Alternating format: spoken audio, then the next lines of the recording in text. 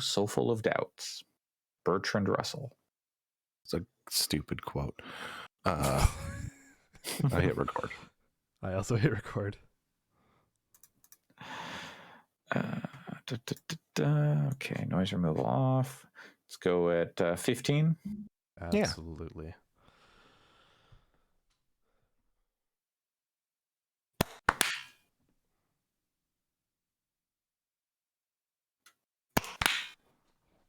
That's wild.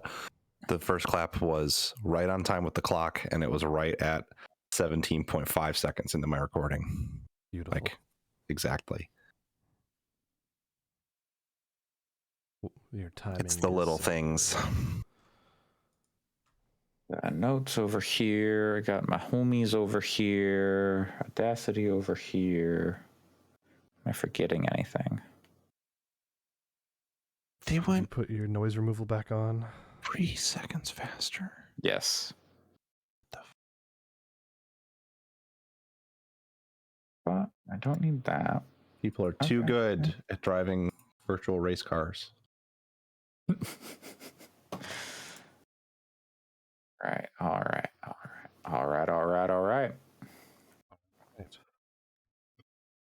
I'll hit the stream button. Oh, okay. Yeah. I didn't even. Yeah, sure. There. The stream button has been hit. Fantastico.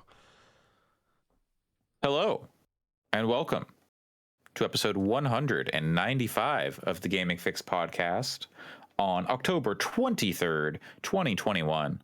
I am your host, Andre Cole, aka the Wet Gamer, aka your partner's favorite Halloween monster. I'm joined today by Pat. I think we're kind of like we're like a eldritch horror kind of household, like In the Mouth of Madness, The Thing. What is the most Halloween-y of the eldritch beings? Oh well, I mean, it's kind of like asking what the most Halloween-y ghost is. Like, I mean, that's a Banshee ghost. That's just, I guess, yeah. I don't know. Two holes. It would probably have to be something like you can get into weird like the pumpkin dude from Trick or Treat. There's a great movie, by the way. If you've not seen the anthology film Trick or Treat, that is a great film. Like, I would call that kind of like a little eldritch. He's like an eldritch being because he's not like necessarily a ghost. Sure. And so, yeah, it's probably pretty Halloween-y. All right. Love that guy. And Alex. Seagulls? Seagulls? Pretty horrific. They're horrific when they shit on my car. Oh, speaking of seagulls, have you guys heard of this Feeding Steven thing? It's out of TikTok. But there's a whole YouTube channel. It's this guy in the UK who started he saw this seagull that kept returning, like he's on a loft level apartment, and he kept seeing this one seagull landing near his roof, so he started feeding it and like basically getting it friendly, and he's been doing it for like 3 or 4 months, and now the seagull will like sit on his hand and he can pet it and stuff, and now it's had babies and the babies come and like get foods and stuff. This is a crane wife situation. But it's worth watching. Look it up. It's called Feeding Steven. It's funny. I watched like freaking 2 hours of it over the course of this week. All right. It takes a lot of time and effort to create 2 hours of TikTok videos. Yeah. Right. I use TikTok enough to know. Oh, there's YouTube compilations that he made. Oh yeah. So, but yeah. Sorry, Andre. You still say that you watch all this and you still say seagulls are horrific monsters. You should watch those videos. Those babies are fucking nightmares. Okay. They've become the unexpected villains in that series. It's really funny. Mm-hmm. Okay. It's usually crows that sit shit on my car too, not seagulls. This is not where I thought this conversation was going to go when I crows here randomly just start wars with other crows. Yeah. And like they'll just be like once or twice a year, there's just crow turf wars where there's literally like 50 to 100 crows sitting on buildings and wires and stuff, just yelling at each other. Oh yeah, it rules. I'm it unironically is awesome. I think crows are fucking cool. There was this one time that I was like convinced that because they kicked their young out of the nest, right? Yeah. And there was this weird looking ball of like fluff and kind of like I was like, I don't know what this is. I thought it was some kind of dead animal sitting on the sidewalk on my way to work, and then it like turned its head like 180 degrees and looked at me, and I was like, oh, you're a little nightmare. And I was really worried that it was like it didn't make it, like it was like sitting on the ground because it was dying or something. But I looked it up and it was like, no, sometimes they just like they like kind of fall glide down from the nest and they can't quite fly, but they just have to sit and like chill for a little while. And that you absolutely should not touch them in that instance because they'll get like disowned if you touch them like other birds. And so I just like left him there, and then when I came back later he was gone. I was like, oh, okay, well, Something happened. A decomposing crow sitting here, so so in some way, shape, or form, the circle of life occurred. But I think the bird lived fine because there was no bones or anything around either. Yeah. How about you, Andre? What's your favorite nightmare animal and or creature of the night come October? Man. Slash your partners. Yeah. No. You know, I like a slasher villain. You know, a Michael Myers. Not Mike Myers. Michael Myers. Oh. You know, a Freddy Krueger. Like those kinds of. I'm a slasher fan. I would say, like, just the absurdity and over the top nature. I love slasher movies where there's something like actually spooky happening. Sure, it's not just like murderer. Yeah. Like Psycho is good because Psycho is the original, but later on, I don't really like slasher movies that I like American Psycho too, but generally I don't really like slasher movies that don't have supernatural elements. How about Final Destination, where the slasher is nature itself? I have not watched Final Destination. I don't like those movies very much, but first one is pretty good. The second one is okay, and then it just kind of falls off from there. I think I watched the first one and was like, it gave me enough anxiety about, and like now every time I'm driving down the street or I just don't enjoy the, you know. Sure. I watched that movie at the exact wrong time. I watched it 2 nights before flying to France, where the opening scene of that movie is a plane flying to France that blows up in the fucking sky. Yeah, that kind of stuff, not good. I don't like that. Wow. Yeah, I like to pretend those sorts of things cannot happen, and largely they can't because it is a movie. Very, very rare. In fact, so rare that I don't know. Some of those things would, are. I don't know that a commercial airliner has ever exploded spontaneously in midair. I don't really want to look it up, but I don't think it's happened. Happy Halloween, everyone. Never say never. The real horrors are within this podcast. It's I don't want to talk about, I'll forget about it by news, but very excited. My partner and I are very excited because there was and I know one friend of this podcast will be very excited because there is there was a thing on the Phasmophobia Steam page that is like, it showed like, it said October 25th, I want to say, and it showed a tent, which is like very witchy. Yeah, we'll see. I'm pulling up the blog post now. Oh no, I don't see it. I fell asleep during the Blair Witch, so anyway, but it's like being in the woods. It can be spooky. Yeah, so I'm really hoping that it's a indication. I don't even know where she saw it because I don't see it now here, but showed it to me, and it's like it was like the name of the next update, and the teaser image was a tent. So it would be pretty cool if there was a campground map coming. Yeah, it'd be interesting if they had. Or you got like a Friday, not Friday the 13th, or like a Blair Witch thing or something. Yeah, it'd be interesting. Do you know if they have mind goblins In Phasmo? Yeah. No. Damn. Well, because if they did, would you mind gobbling these nuts? I knew this is where we were going. I would mind, actually. Fair. Color Out of Space is now on Netflix, so I need to get around to watching that. Movie. But yeah, you do. Yeah. Good movie. I'm not familiar with it, actually. Nick Cage, some like meteorite crashes into his property, and wild shit happens. This one. It's based on a Lovecraft story. Yeah. As soon as I saw the poster, I was like, "Oh, this right." Probably my favorite Lovecraft story. Okay. It's pretty limited in the racism department, so that's good. You know, limited. That's a pro. Well, it's Netflix, so it's probably. Oh, the movie's fine. The movie doesn't have any. No. The movie is totally sanitized any of that stuff, but the movie is a pretty direct adaptation of the story in a way that's cool. Interesting.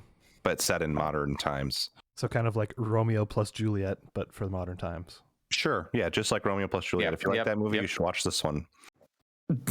Real disclaimer: Color Out of Space is fucked up, so prepare thyself if you strap in for it. You'll be fine, Andre. But it's very good. But that was one of those movies where I was watching it and I was like, oh my god, oh my god, oh my god. I still have to see Pig. Good to know. Yeah, I got as well. Yeah, I've heard that movie is hard to watch. I've heard it's the same, but I've heard it's maybe Nick Cage's best movie. So sure. He's got a new movie out that he filmed in Japan in the prefecture where I live. Well, of course, it's been another month, so. Yeah, he met his wife apparently, and like she's from here, and like I don't know if he met her, and then because of her, he filmed a movie here. I guess he's buying a house here too. I don't know. Maybe I'll run into Nick Cage. He's not buying a pyramid. No. They're few and far between. If you see a pyramid here, it's probably a love hotel. Nick Cage could buy a love hotel. I was gonna say I would not be surprised if Nick Cage bought a love hotel to live in. Is this The Unbearable Weight of Massive Talent, or The Old Way, or Butcher's Crossing? Which of these three Nick Cage movies that came out this month? There was also The Retirement Plan, Willy's Wonderland, Pig, and Prisoners of the Ghostland. It's Prisoners of the Ghostland. Okay, that's the one. That's the one. Apparently, he was also in The Croods. I didn't know that. Sure. I think I saw a poster for Prisoners of the Ghostland. Yeah, no, the Japanese poster just had like on the bottom left just says crazy. That's the quote at the bottom of this poster is quote, "The wildest movie I've ever made," from Nicolas Cage. I find that impossible to believe. I've seen Mandy, sir. I need to see Mandy too. God. Oh man, yeah, you should. Yeah, that's a. I recently watched National Treasure, 1 and 2. Color Out of Space and Mandy, both better than National Treasure. Hey, you know what? By a margin, wide margin. Mandy's better than Color Out of Space. You should watch Mandy first. No, so I should watch the better one first. Yeah, I guess you should watch it whatever order you want. Color Out of Space is scarier than Mandy. Mandy is disturbing, but it's not particularly scary. I didn't realize that Nick Cage had played both Spider-Man and Superman the same year. Because he was Superman in Teen Titans Go to the Movies. Oh, okay. That's a funny joke because the whole. He was going to play Superman in like the Kevin Smith Superman movie. No, it wasn't. Or something. It wasn't Kevin Smith. It was like Roland Emmerich or somebody like that, or Michael Bay or somebody. I feel like if Allison was here, she would have this knowledge ingrained within her. Oh no! Wait. Tim Burton was planned to direct it. Yeah, but it was somebody else that wanted to cast him. I think. Tim Burton. Oh wait, no. Wait. Yeah, It was yeah. Tim Burton was going to direct Superman Lives. Yeah. Yeah. Kevin Smith wrote it. Kevin Smith wrote did the story outline. Anyway, I just yeah. remember there was like in that movie, there was like there's a documentary about it that I should watch at some point. There was this like he was gonna have like a giant spider that Superman fought, and people were like, why? I think Kevin Smith was like, why would there be a giant spider in this movie? But that's what Tim Burton wanted, and Kevin Smith was like, Superman would never fight a giant spider, and Tim Burton was like, well, this is my movie or something, and there was just a lot of like, it was pretty ill-conceived from what it sounds like. That sounds nobody could get along or figure out what to do, and like Nicolas Cage, the test shots of him in a Superman costume, it's so weird, and he's got like super long hair in it, doesn't he? And he has black hair. And it's really long. He looks like it's weird. To be fair, like those kinds of shots can always look real goofy. Like when they first showed what's his face, current Superman as like Geralt, he looked like so fucking bad in like the wig and stuff. When they put out those promo images of like, here's the costume test or whatever. Yeah, Henry Cavill. Yeah. When they put out the promo images like of him like, here's the costume. It looked like ass. Yeah, you're not wrong. Yeah, well, because it did have the Nick Cage stuff did look and stuff. goofy. Yeah. The Nick Cage stuff though was weird because like he's got like super long hair, and it's like this does not look like Superman. And there's other pictures of him with his hair cut, and like it wouldn't have actually necessarily been him in long hair in the movie. Yeah, but still, he just doesn't look right for that character. Yeah, I mean that's totally fair. Hey, the 90s were a different time. There's a character who does typically have really long hair, and I think it probably looks good, and her name is Samus. Yeah, that's true. Maybe she's got long hair in this game. I don't know. Did they not show her face, or like her without the helmet? No. Okay. Maybe there's like a secret, and I don't think there is though. I don't think there's a way to see her sans helmet in this game. Like you could see her like eyes at some points. Like they do some dramatic close-ups of like through the visor, get the eyes. Literally my favorite thing about Metroid Prime is when the light flashes and you can see like the reflection of her face in the visor. That is like the fucking coolest visual effect. That blew my mind when I was a kid. That was cool. But wait, so okay, we're talking about Metroid Dread now, but like I saw people talking about like angry Samus. Was this just like angry eyes that show up? No, so, like it's a spoiler to tell you what it is, but it's so fucking cool. Okay, well, I think I'm gonna play. I'll probably play it sometime too. Yeah. Okay, I didn't know it was a spoiler. So like there is an angry Samus. Like that's not so much a spoiler. Just like telling you what happens would be a spoiler. Okay, fair enough. But there's a lot of yelling, and it's really fucking cool. Samus has a voice in this game. Okay. Yes, Samus does speak in this game. But Samus has spoken in other games. Yeah, she spoke a lot in Metroid and Other M. This one is neat because like Samus is mostly quiet, despite like the technology has progressed to a point where they can put a voice in like a mainline Metroid game, or the 2D ones, because in the past like Metroid, Super Metroid, Fusion, there's never been an option.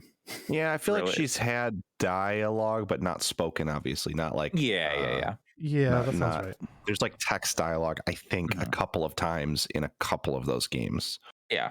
But the times they have Samus speak in this game are like very like considered and thought out, and good. Like very deliberate.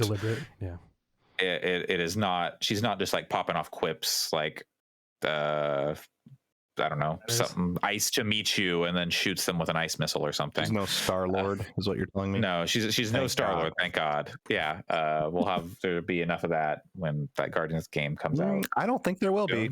I predict we won't discuss that game on this podcast.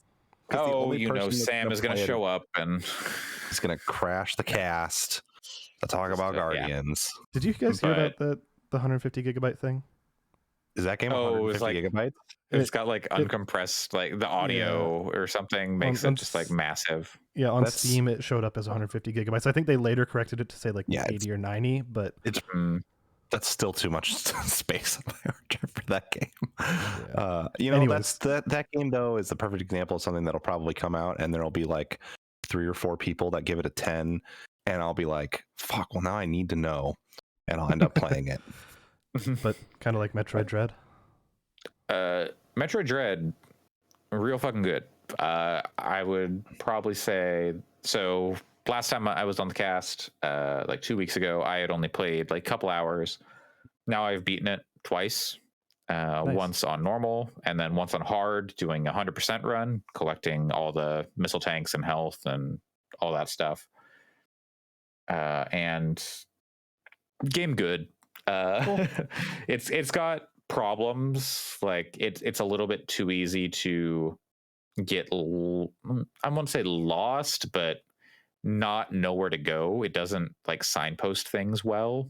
Yeah, it And sounds like there's a lot of secret blocks that you kind of have to interact with. That there are some instances where I was like, where am I supposed to go? And I looked it up as like, oh yeah, you're supposed to run up here and just like shoot this wall. And there's like, these are like blocks you can blow up. I'm like, oh my God.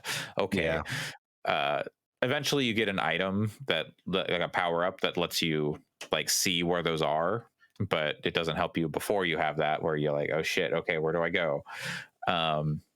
Accessibility stuff I mentioned before, like there's not really much you can't really change like button combos and there's no like adjustment of the difficulty other than beat the game and unlock hard mode. I don't think the game is necessarily hard. It's difficult, but it's also pretty forgiving in that it gives you very generous checkpoints very often. Like if you enter like a new zone or like a certain distinct zones, you'll have a checkpoint right before you go in, which is very helpful for like the Emmy situations because they can be a little tedious at times. The Emmys are the big robots that were in the reveal trailer, and they can one-hit kill you. Basically, if they touch you, you go into a canned animation, and you've got like 2 chances to do a super quick time event. SQTE, yes. Yeah. It's like it flashes. There'll be like a flash on the screen, which is the general across the game is the symbol that enemies give you that you can like counter with the X button and or the Y button or whatever it is, and then you can usually get a one-hit kill. Yeah. You can't kill these things until like you do like certain requirements, but you can like stun them if you get this melee counter off. But it happens so fast, and the timing is not consistent. Oh, and it's random. So you got to like basically you're like trying to read the game's mind, because sometimes it'll be instantaneous, sometimes they'll kind of wait around a little bit and like they're trying to like juke you, which stinks as you're trying to make your way through it the first time, just because it's a little bit of a puzzle making your way through the areas. You do unlock things that let you bypass them, and then you can eventually like take them out of the game, but I could see them being frustrating for people. Just because you're encountering them a lot and having to put up with a lot of bullshit with them. Did you find kind of yeah? Sorry. Did you find yourself doing the speed run strategy or the stealth around strategy? The first time through an area, I was trying to like, okay, how do I get through here? I just need to like take it slow, and then eventually I'd be like, screw it, I'm just gonna run and we'll see where I end up. But there are definitely times where you need to like, okay, I have to take it slow, because if I make a wrong move here or something, then they're going to hit me. And then there's like a 80% chance, 90% chance that I'm going to die and have to like restart. But luckily, like I was saying, they are pretty generous with the checkpoints, and like those checkpoint you right outside an Emmy zone, and they're like indistinct zones. So you always know when you're going into a space where you can encounter one. But uh, lost my train of thought. But oh yeah, they're not the same. They're not always in the same spot. Like when you load that checkpoint. So sometimes you might load a checkpoint and then walk through the door, and they'll be like right in front of you, like a little bit away, but they'll be like right there. And then other times they won't even be in like that room you're in. They'll be in like a different zone of their zone. So that's interesting and can make it a little bit easier because you're like, okay, well I know where to go and they're not around me, so I can just book it, which is nice. And there are some there are some things that are planned, like account for sequence breaks, or like I don't want to. Yeah, it's like for sequence breaks. It's for stuff that you shouldn't or normally wouldn't be able to do unless you know where to go and like get good at the controls to access early, and like where you can do like a quick kill on a boss or stuff like that, which is fun.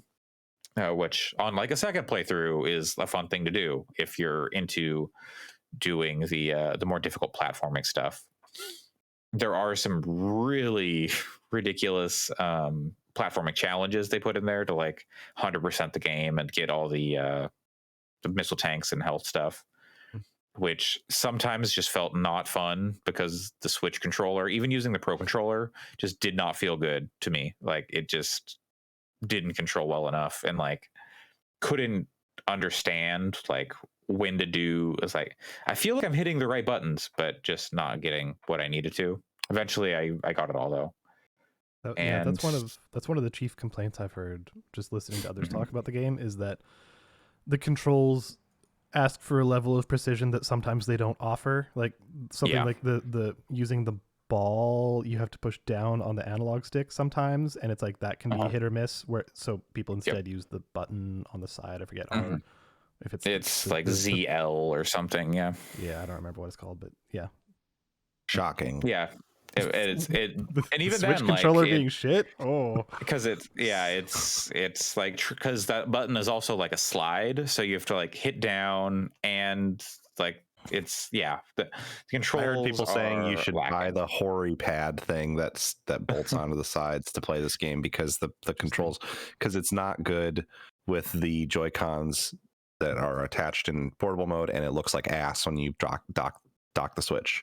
I thought it looked fine on the TV, but I haven't played it, so you could play the PC version maybe.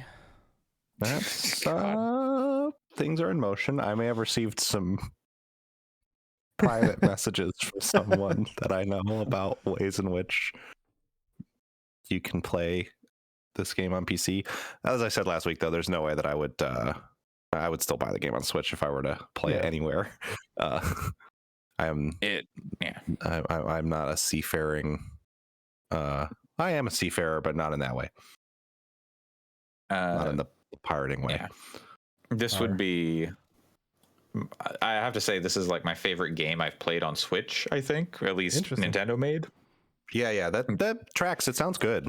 I definitely want to play it at some point. Yeah, but there are definitely some issues with it. Like, it doesn't hold your hand at all. Like, it doesn't tell you where to go, and it doesn't.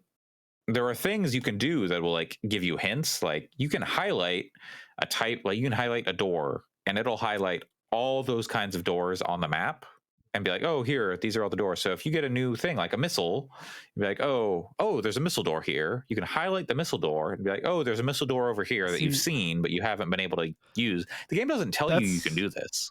But that's a really good feature. Yeah, yes, I like that. But they don't tell you can use it. So I didn't know I could do it until like the my second playthrough. Yeah, that's kind of like when because I've heard them talk about it on a couple podcasts. So. Sure, yeah. But now, I if can you see that are being looking annoying. to play the game, listener, you can you too. Yeah, that reminds me of like when I played Maquette, and it's like got like 90% of the way through that game, and they didn't tell you at any point that you could hold like the X button or something to reset. To like reset the area. So like I just kept like reloading a save, so I would lose like 20 minutes of progress.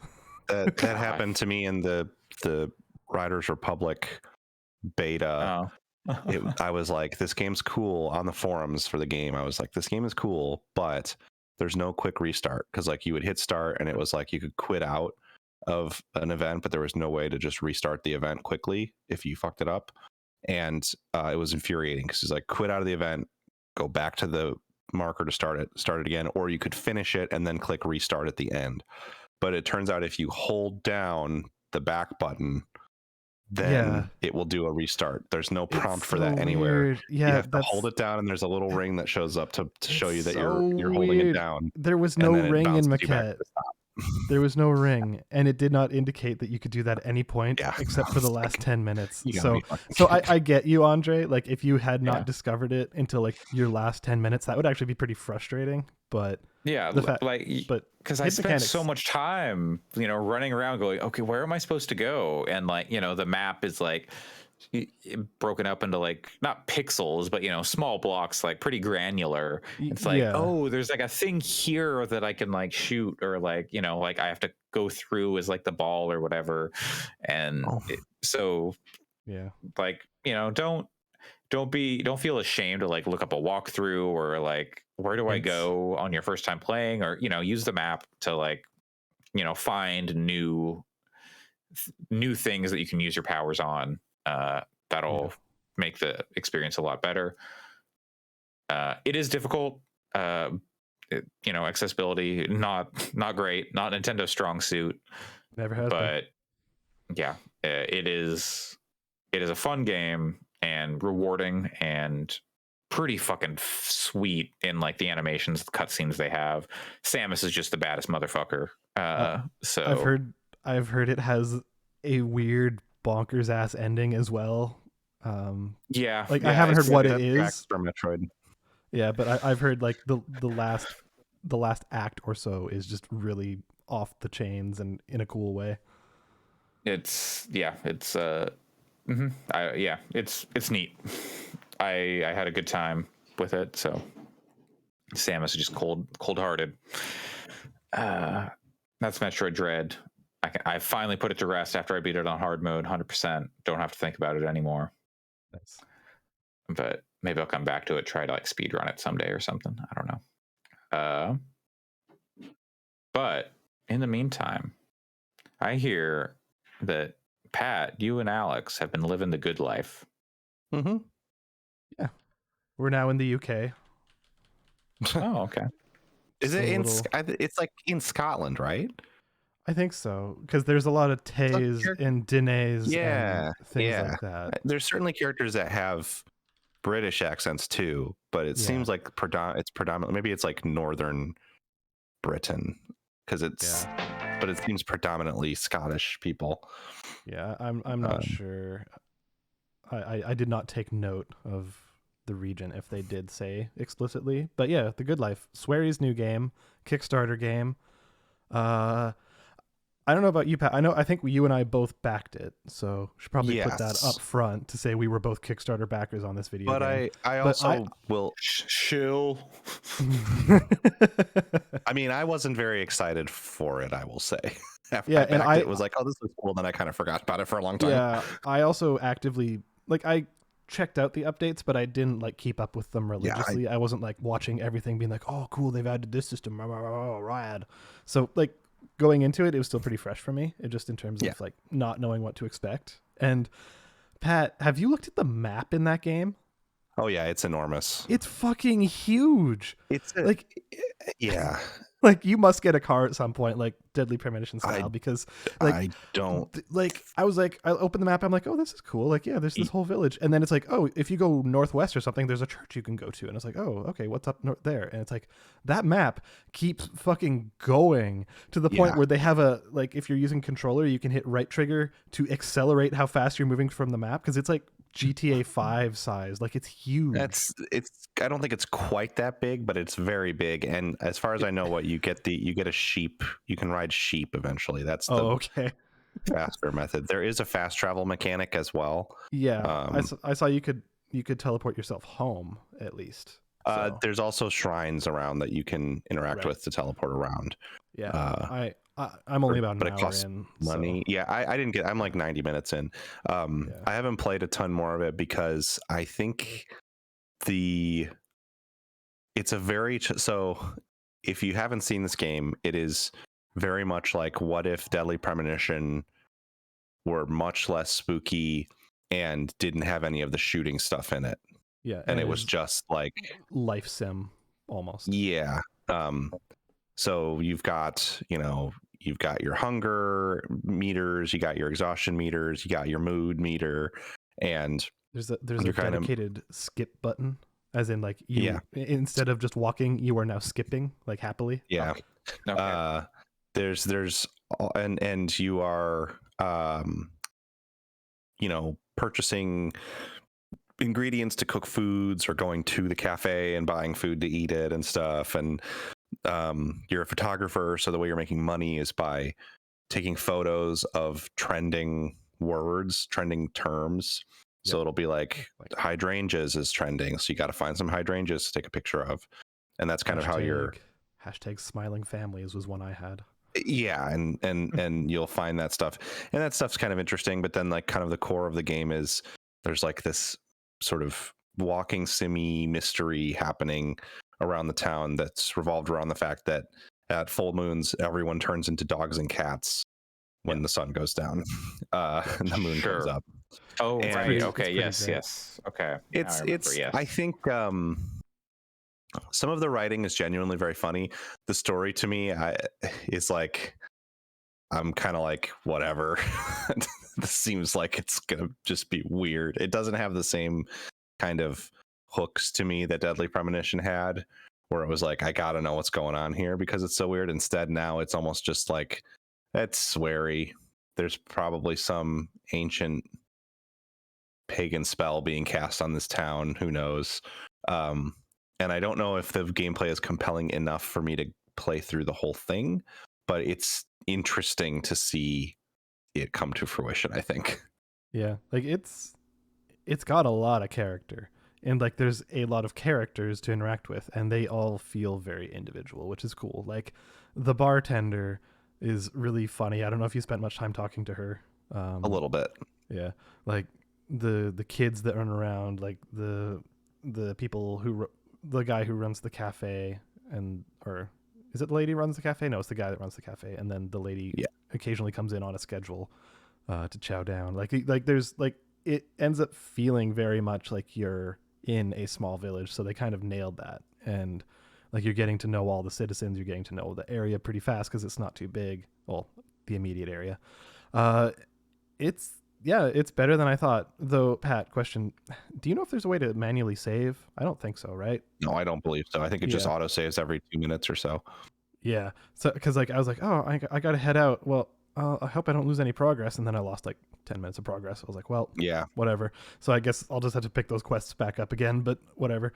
So like it's still got some jank, but I will say it feels less janky than pretty much any game Swery's made thus far. Yeah, it doesn't look. It very much looks like a high-res PS2 game in terms of like the visual design, which is fine. Gorgeous. I mean, yeah, it doesn't. The characters are the thing that looks the best, and that's fine because that's like the most important part. But the environments are very simple. The biggest frustration I have with it is there's times the map is like dedicated to this notion of the low stone wall that you see lots of in the UK, and there's no jump button. There's no jump, and frequently it'll just be like, I don't know, you're just gonna have to walk for another 2 or 3 minutes down the path to get to a break in the wall to get where it turns left. At least you can hit R1 on a PlayStation controller and run, so that's okay. But yeah, but you do have stamina. You do have stamina, and if you run out of stamina, then she just like crawls, like is just like oh no, like so slow. Yeah. That's the Grand Theft Auto. Yeah, so but that it recovers stuff is pretty like, quickly. You can turn into a cat. You're telling me you can't vault over this stone wall as a cat? It's like waist height. It's not even like chest height. It really is like a PS2 game. Yes. Yeah. And so that stuff is that's actually the reason that I ended up turning the game off the other night, is because I was like, this is charming and I'm going to play more of this, but I don't want to deal with having to find a break in this wall for the next 5 minutes. I just want to go to bed. It's very charming. it's probably going to be one of those games that I play in like 20-minute chunks, just like Yes, I agreed. got I a think free it's- half hour. Let's see what kind of quests we can do, because like there's a shit ton of side quests. Like I played for an hour and I had like probably a dozen or more side quests that I could do at any given point. It almost feels to me like Stardew Valley without the farming or the dungeon. Yeah, it does have farming for what it's worth, but It does, yes, but no, but it's not dungeon. as deep. It's as it's in not Stardew nearly as Valley. deep. And if that to you, like to me, that is relatively appealing because I like life simi games that are just like do whatever. Yeah, But I can see if it's hard for me to recommend this game unless what you are looking for is a reasonably interesting but probably not overly compelling mystery with a bunch of quirky characters in a town where you have to go to sleep at some point to get your energy meter back up. Like if that sounds like something you want to do, I think this is a good one of those, and there are not enough games that do that in my opinion. Yeah. So and I'm happy with it, but it's also on Game Pass, so I think there's a very low barrier to entry if someone does want to try it, and I think it's worth a shot. Like, because it does not take long for you to get into the thick of the actual, like, you know, you get freedom within the first 5 to 10 minutes, and you can kind of do whatever you want. It railroads you until you get to your own home, so it can establish the core system of like you take pictures, you upload them to a Instagram equivalent, and that's how you get money, basically. No, so you're an influencer. Yeah, sure. Kind of, yeah, more or less in a lot of ways. And there is a live streamer character in there, which is kind of funny. Do they go into the bathroom or something? Or no, there's no doctors as far as I'm aware. Sorry, go for it, Pat. You can figure out what that game is in like half hour, 40 minutes. I would say 15 minutes, honestly. Yeah, I mean, and you'll be able to tell if you're gonna like it, I think, in that time. Yeah, and I think it's good. Like, I'm not gonna say it's like game of the year level, but I think it's good. Yeah, I think it's at least interesting. I want to play more of it before I say whether I think it's good or bad. Yeah, but it is at least interesting, I guess. The thing that was most surprising to me is what sort of made me go, oh, I had a moment where I was like, maybe I shouldn't have backed this, because as it was nearing closer to release and I was seeing a few things here and there about it, I was like, is this going to be like a very wholesome game, which usually just doesn't click with me. It's nothing against, you know, it's a vibe that a lot of people really enjoy, but it's hard for me to get into the like very overly charming, I guess almost like twee sort of vibe. This game actually is not like that. Which was like, as soon as your character's kind of an asshole. Oh, she's like I'm in this goddamn hellhole. Yeah, like what she is doesn't this say shit? She hasn't said, nobody said fuck yet, but there's been a lot of like, this town is a piece of shit. Yeah. I hate it here. And and other characters too. Like you meet this like kind of like medicine woman is the wrong way to put it, but witch maybe, I guess you could say, but she like runs a potion shop basically in the woods, and she's like just smoking a blunt the whole time, and they make jokes about getting high and stuff. And it's a lot less it's definitely on par with like stuff like Deadly Premonition in terms of its tone of, it's not like a children's game. Basically that's what I was concerned about, is that it was going to be like a kid's game, which is fine. It wouldn't mean that it couldn't be good, but it wouldn't have been as much for me. But at least, but if you look at it and worry about that, you should still try it. Yeah, it's wholesome, but adult wholesome. In a lot of ways. It's I don't know if there's that much to talk about with it, but it's good. It's if you're in for that kind of game, if you liked Shenmue, but you want good, that's Shenmue, a good touchstone, then I think this is kind of like that. I'm not quite ready to say whether I think it's better or worse than Shenmue, but it is definitely like Shenmue. So it's a Shenmue like. That's okay. Yes. That's a good comparison, I think. Yeah. Though I've not seen a forklift yet. So or is it a Shenmue light? Which, like I said, I think you just a Brooklyn definition for Shenmue. Sure. Anyways, it's good. What else have we both played? I don't know, Pat. But we have to wait for our intrepid host to allow us to talk about what else we have both played. Is this like segue? Inscryption. Speaking of houses and Speaking of villages, what is this? Some kind of pony island? Island of ponies, yes. With all the humans all turn into ponies. What is this? What kind of island is this? That's what Pony Island is. Yep. From the creator of Pony Island, Inscryption came out this week. Yeah. I don't know how much you played of it, Alex. I played a few hours. I think I played about an hour. I think I had set aside about half an hour last night because it's been a long week, and I think I ended up playing for like an hour and a half because I got pulled into it. Yeah. I don't know how I feel about it yet, but it's extremely compelling from a visual and vibe perspective. Yeah. Like probably the most interesting game I've played this year from that perspective. So, Pat, you have written down here that you've also been playing Pony Island. Pat or Andre, have you played Pony Island? I don't think so. I might have like touched it or watched some people play it. Like I feel like I maybe watched Giant Bomb play part of it. I don't know. I already had Hex, 2 or 3. So, which is the other Daniel Mick Mullen. I always mix it up. Mullen game.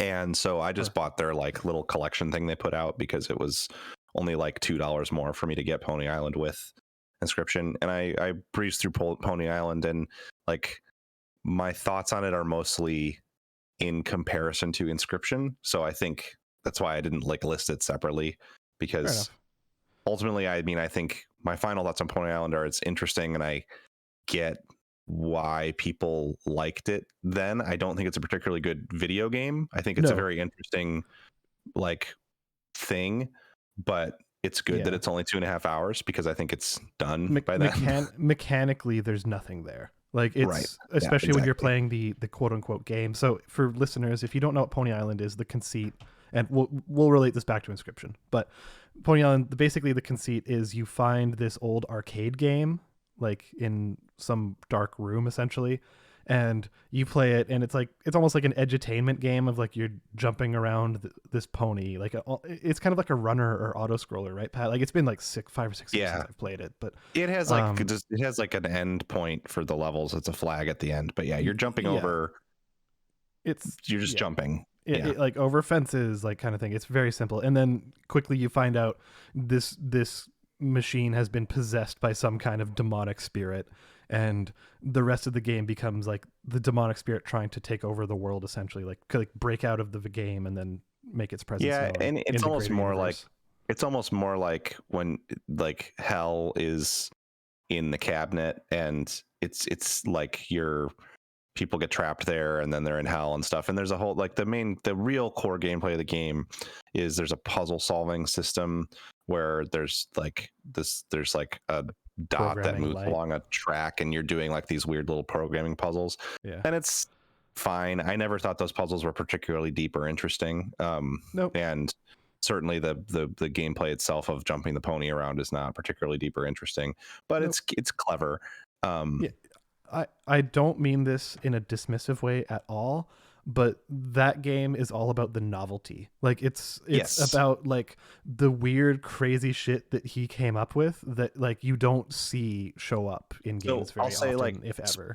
Spoilers for Pony Island, stop listening if you're like, oh, I gotta play this now. But like the coolest thing that happens in the game that actually like gave me goosebumps and made me go holy shit out loud, and it's very cool, near the end is you have to type things to this this demon that's in the thing, and he says just type any word, it doesn't matter what it is. And so I typed fuckface and then I got a Steam message from somebody on my friends list that's like was playing a game online and was like, fuckface, what the hell? Did you like get hacked or something? And it's so convincing the way that the message pops up that I was like, it's did awesome. the game actually message somebody on my Steam friends list? And it's not. It's just so good. That's like that part was pretty good. That part was smart and did a Doki Doki Literature Club in a big way that I appreciated. I don't think that overall it's as good as something like DDLC, but it inspired it by for sure, like, for sure, because it's not a new game. It's from 2015 or 16, somewhere around 16, there.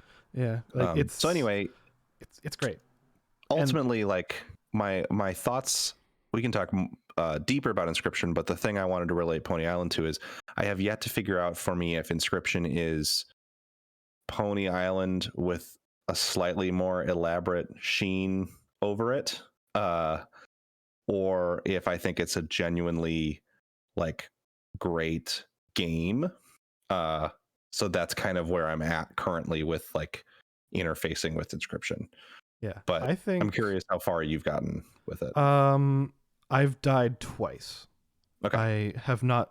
The first time I died was at the boss because I didn't realize it had a second phase, and I was like, wow, I played this perfectly, and then the second phase happened, and I had like 3 cards left. And I was like, fuck. So that was my own fault because I didn't know it had that. And then the second time I was just kind of experimenting a bit and basically knew I was going to die. And I think I feel similarly to how I feel about Pony Island, where I think the core gameplay is serviceable. I think like the core card game that you're playing is fine. It has as much depth as it needs, but I don't think it's like the best card game I've ever played. And for longtime listeners, you'll know that like deck building games aren't really my thing, but I think for what it is, I've been enjoying this deck building game because there is a certain amount of strategy you can employ, and like I think it's a little limiting in some ways, and it is very RNG based, which I think can be a little annoying. But everything around it is great. Like how I don't think any of this is spoilers, but if you guys want to go into Inscryption blind, I recommend it, and maybe skip into our next time marker. But like I found stuff like the roguelike parts of it, like where you can basically augment one of your cards by sacrificing another one. Like that was cool. I think the parts where you're at the map and then suddenly you can get up from the table and walk around the room and like do like puzzles that are like straight out of the room or something that you're getting hints from, like from the UI. Like I think that stuff is kind of fun, and it's like, oh, that was cool. That was unexpected. Like the stuff that you get from that is kind of interesting. And I think if you haven't seen it and you're still listening and you want to, this game is it's like a deck builder, roguelike deck builder. But then yes, you can get up and walk around this cabin. The thing about it is I don't think the puzzles around the cabin they're not really puzzles. It's more like you'll get the hint while you're playing the card game that's like the safe combination is this basically. And then you walk over and you put the combination in the safe. So far, they've all been like that. It's very much like, oh, now I have the hint, so I can enter the thing, which is still fun because you're like, oh, I can see the next thing in the cabin. But it's very linear in that way as you progress through the elements of the cabin. And I think I'm finding the card game from a vibe, tone, visuals perspective. This game, like I said, probably the most compelling game I've played all year, aside from the Outer Wilds DLC. But that's more Outer Wilds, which is already something that we know how I feel about. So it's not really fair to compare. Like the visuals and sound of this game are incredible. The vibe that you get while you're playing it, incredible. It's also, I recommend it to you even if you don't like scary games, because it's not a jump scare game at all. It's very spooky vibes, but it's not like there's a couple of things that can occur in it that are very unsettling. And I think I know exactly which one you're thinking about, and it's so to good. Items that you get. One of the first items you get, in fact. There's another one you get later too that is arguably worse. Sick. I look forward to that. It's that stuff is very good. But I mean, if you have some specific body horror phobias, you may want to look into some content warnings first, because there's not really much of a warning for some of the fucked up stuff that happens to your body in this game. There's some fucked up stuff that happens to your character, because you are playing from a first person perspective. Like Yeah, You are a person in this world. but and it's weirdly an isekai, by the way. sort of. I mean, you don't really. It's I don't know if I would call it an isekai because you just don't really have any context for how you got there. Other than the very, very start of the game where you hit that play button and someone's like, "Oh, let's see what's on this." Click. Oh yeah, that's true. It does have that weird external layer, where it's almost like a found footage type thing. That's super hot. And that's where I want to see. Yes, it is like super hot. I want to see You're more not of that You're not stuff wrong. because I think that stuff could be very interesting. From what I've heard, it goes places. So which is cool. So I'm going to keep playing for that. But I think the RNG of the card game is like, it feels very much like it was barely play tested. Like maybe 5 to 10 people played a few rounds. Like I was talking to Sam about it last night, and Sam has been like, "Oh, you just do this, this, and this, and it's easy." And I have not one time seen the stuff that Sam has described happen in the 10 runs that I've done, and he's saying that he's getting it consistently. It's just like it's RNG. There's a lot of RNG. I wish so much that, and maybe there is a way to do it. I wish you could just bail out of a run, because at this point I'm kind of like, okay, well, if I can't get this in the first 3 nodes, what's the point of continuing? Because it seems like if you don't trigger this thing, you're not going to get it, and there's no reliable way to do that. And you have so few choices when you are given choices, and it's so easy for all of them to be bad. It kind of stinks because I think the card game is pretty fun. I think it's interesting. Yeah. It's got some depth. Yeah. But I would absolutely fuck around with this multiplayer a little bit, playing with another person, for example. But I wouldn't like put tons of money into it, but I definitely think it's fun. This is the kind of game that I would love it if I could buy a physical set of the cards. And just have them. You totally could. And then pull it out with a friend and just play a 10-minute game in between like tabletop matches or something. Like it's fun. It's a fun little card game, but a lot of your choices are reliant on moving around this map, and then it's like you'll get a choice of like 3 cards. If all 3 of the cards suck, now you have 3 cards in your deck that all, like, one of 3 cards that sucks, and it's just a dead card, really. Or there's something that's on the board that you can't move, and it's like you only have 4 spots to work with, and if suddenly 2 of them are taken up by rocks or trees or whatever that you can't move, now you only have 2 spots to work with. And the way the mechanics work, it's like you need to kind of min-max the slots that you have available in order to properly play the cards you need.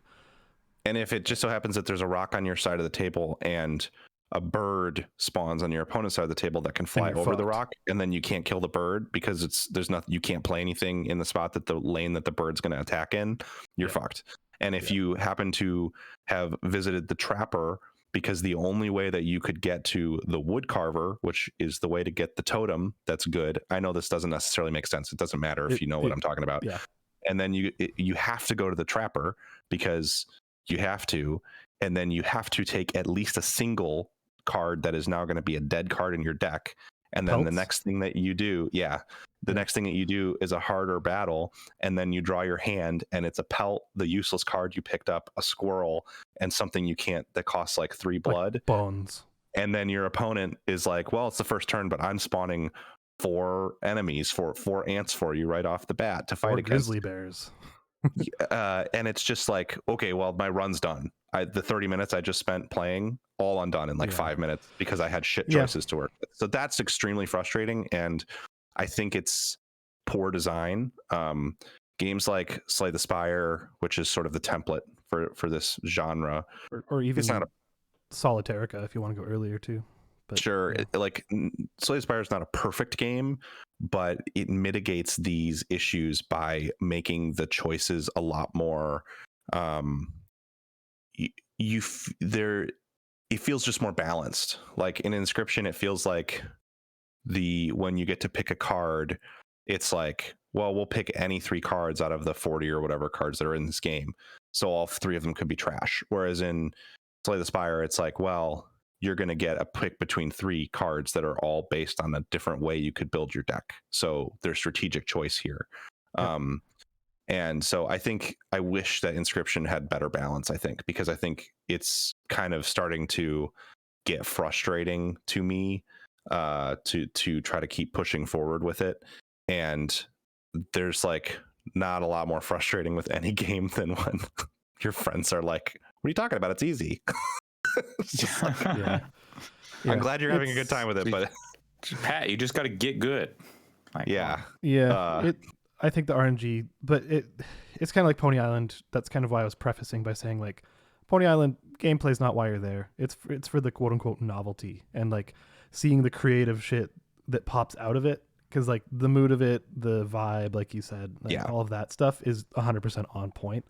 And, like I love the way it tells its story, like especially through like the stoat and stuff like that, which you'll probably hear people talking about, where some of your cards will talk to you. And the subtle visual changes as you continue to interact with those cards are unsettling and very good. Yeah.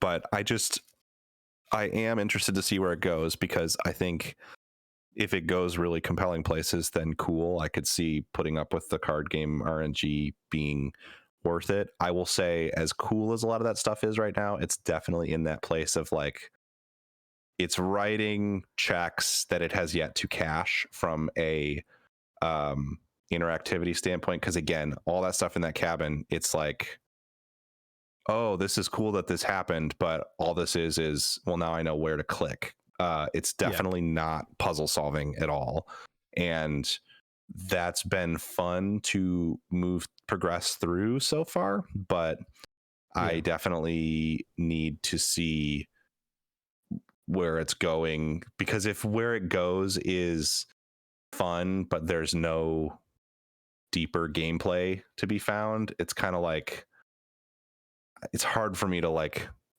give it my seal of approval if it's just ends up being a cool vibe to the end, but we'll see. I don't know.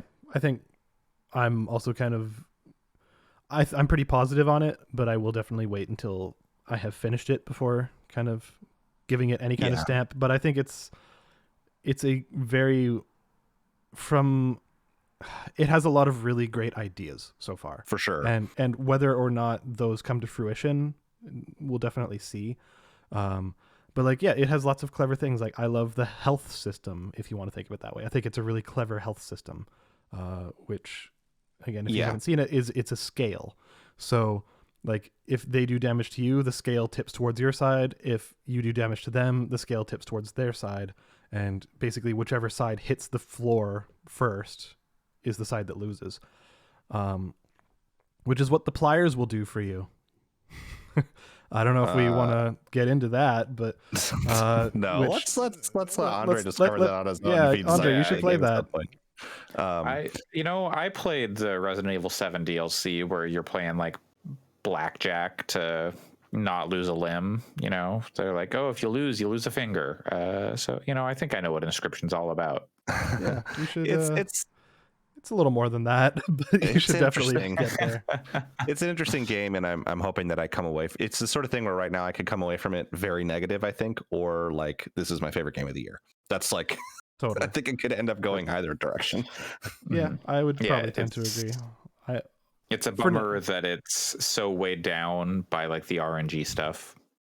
Yeah, I think at the same time it's tough because I'm not saying I don't like any RNG. I think if it was just like Pony Island style puzzles and the card game didn't have any meat to it at all, I breezed through it in 2.5 hours, I'd probably be like, whatever.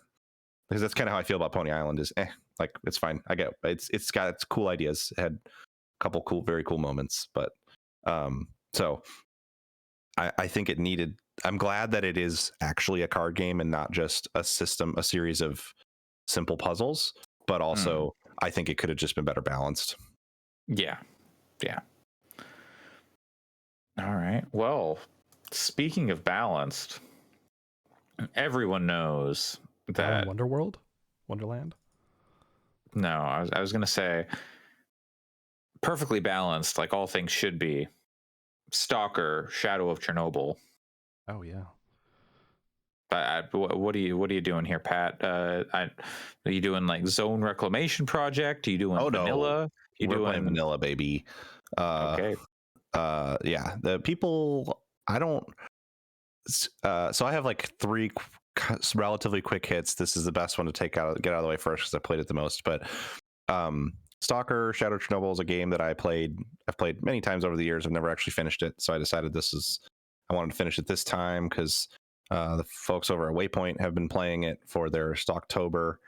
So I read Roadside Picnic a few weeks ago, and I watched the film Stalker, and have been, which I hadn't done either of those before, and have been digging into the zone in Stalker: Shadow of Chernobyl. It's so interesting that game has such a reputation of being broken because they put out a patch after it was put on Steam that fixes a lot of the primary problems with it. Like Zone Reclamation Project does help to make it even more stable, and it helps to, but like the game has crashed I think twice for me, and whenever it crashes you can paste an error log, like it copies an error log to your clipboard. And I looked up the errors I was getting. Zone Reclamation Project does not fix the errors that I was getting. So I it's a cool patch. I'm glad that people are doing it, but the game is not like a broken mess or anything like its reputation suggests. It's been fine other than those two instances of crashing for me. Use quick save a lot too. Shadow of Chernobyl is the first in the Stalker games. Okay. Yep. Yeah. So it is a very interesting shooter. It's sort of open world, but not really, because you are kind of going through a sort of set of levels. But the way they present those levels is very like you can go backwards, and they're pretty sprawling. And what I think I find so compelling about this game is it is immersive in a way that is extremely interesting. I wouldn't call it an immersive sim in its design necessarily, but it is so much a game where you hit a point where you're like, oh yeah, I go back to the bar, I unwind, I sell the artifacts I found, I toss some stuff I want to save for myself in a safe, and I hang out here for a little bit, and I talk to the characters, and I pick up some jobs, and then I'm back out in the zone doing like getting by. And it's like, oh well, this time I found a couple extra artifacts and a couple nice high quality guns, and got out of there without spending too much ammo, and I came out ahead. This time it took like all of my ammunition to deal with this, and I'm down 2,000 or 3,000 rubles because I had to pick up more ammo. And that part of it I think is so good. That reminds me, like, I also loved the Stalker games back when they came out. Like, my friend and I would sit at his PC in their living room playing them, and just loved them. And if people need, like, you've never heard of Stalker, or you're just unfamiliar and you need a more modern touchstone, to me, it always seemed like the inspiration, gameplay wise, not story wise, because they come from different places, but it was very much an inspiration for games like Metro. So yeah, like if you kind of have a feel for what Metro is, you're kind of like a quarter to halfway there of understanding what Stalker is going for.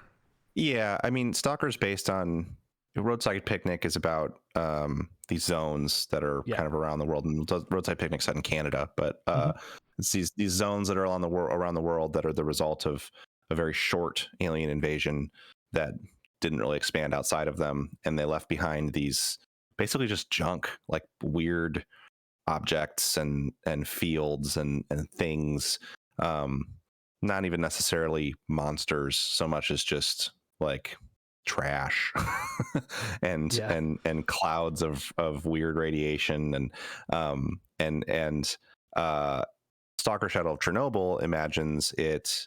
Well, I actually haven't finished the story, so I don't know where it goes, and I'm excited to see it because I want to know. You'll but like it. It's set in the Chernobyl exclusion zone, so it's kind of framed. The understanding people have is it was because in 2007 or whatever, the fuel store that was buried under Chernobyl exploded, and that's what caused the zone to exist. But otherwise, it is directly inspired by the idea of just like weird junk laying around that it has special properties and like floating clouds of death and stuff like that. And then because it's a video game, there are monsters that have kind of evolved due to the resulting radiation and stuff. They're like mutants. They're not like, whoa, crazy alien, and so much as I've played thus far.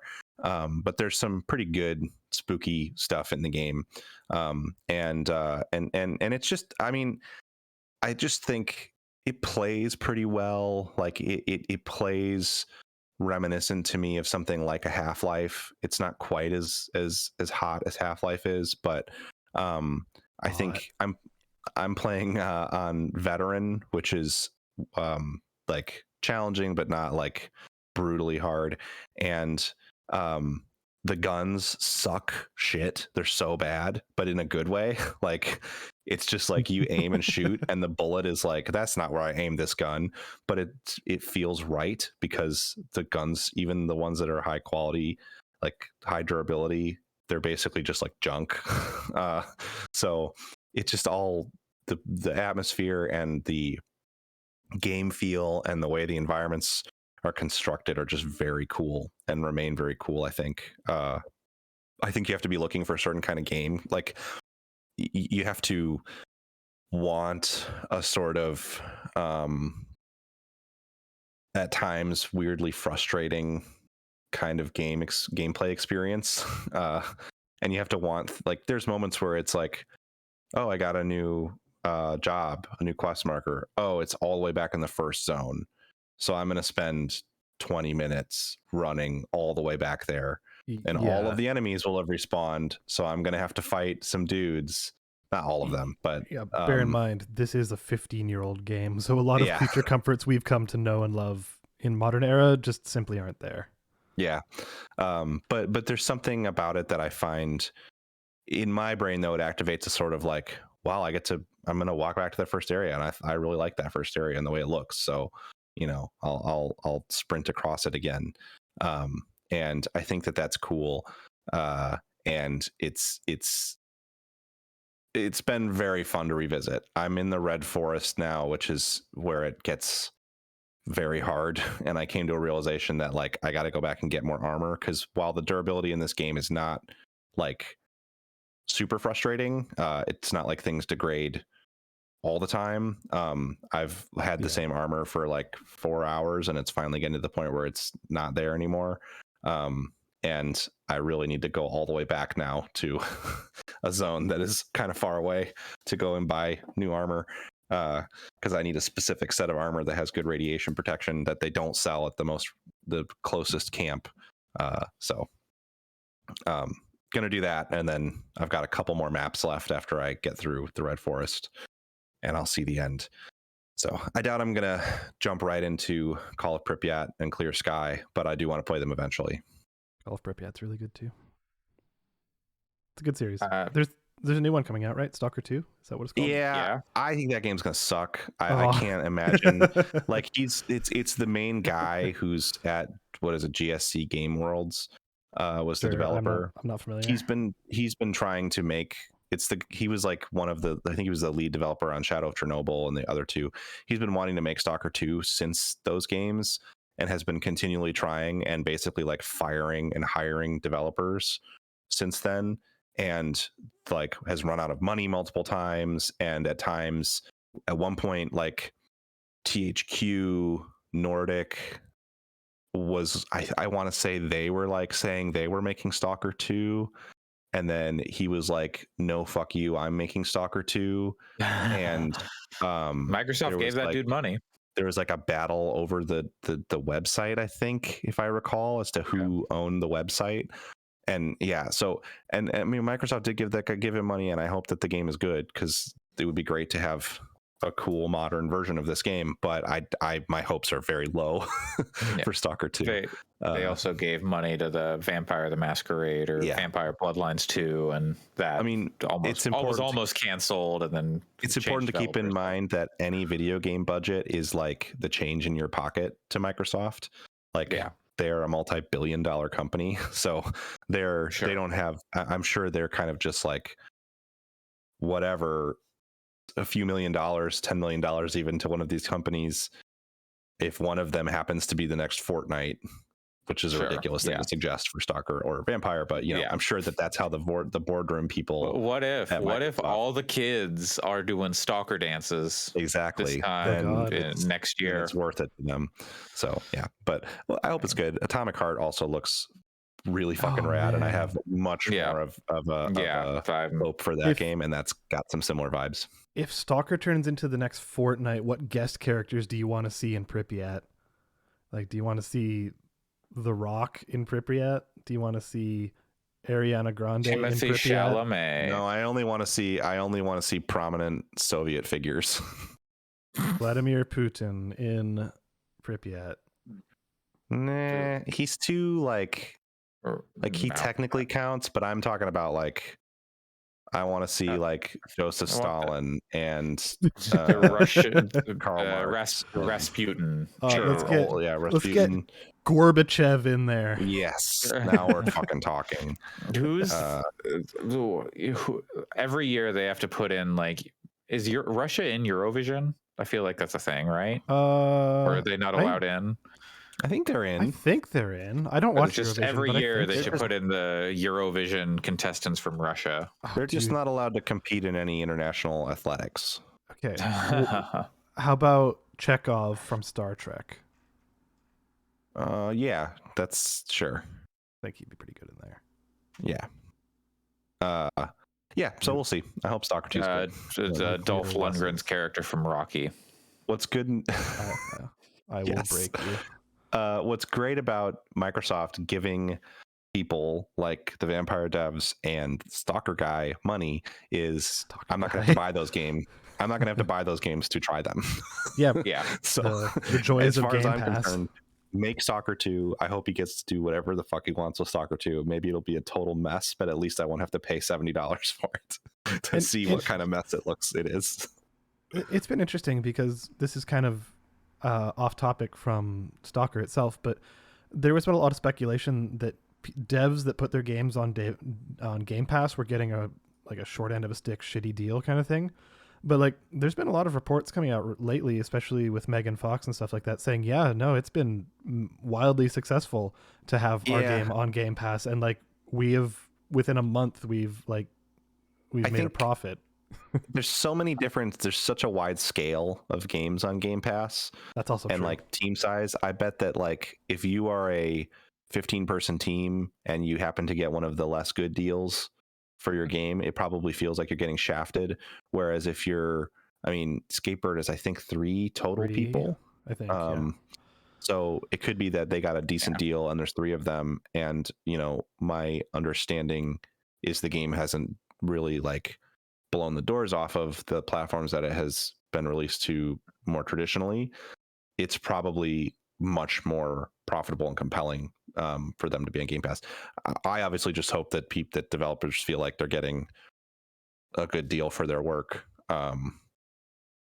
because that's the most important thing. So I'm really happy that if that Skatebird has done better there than what they maybe expected.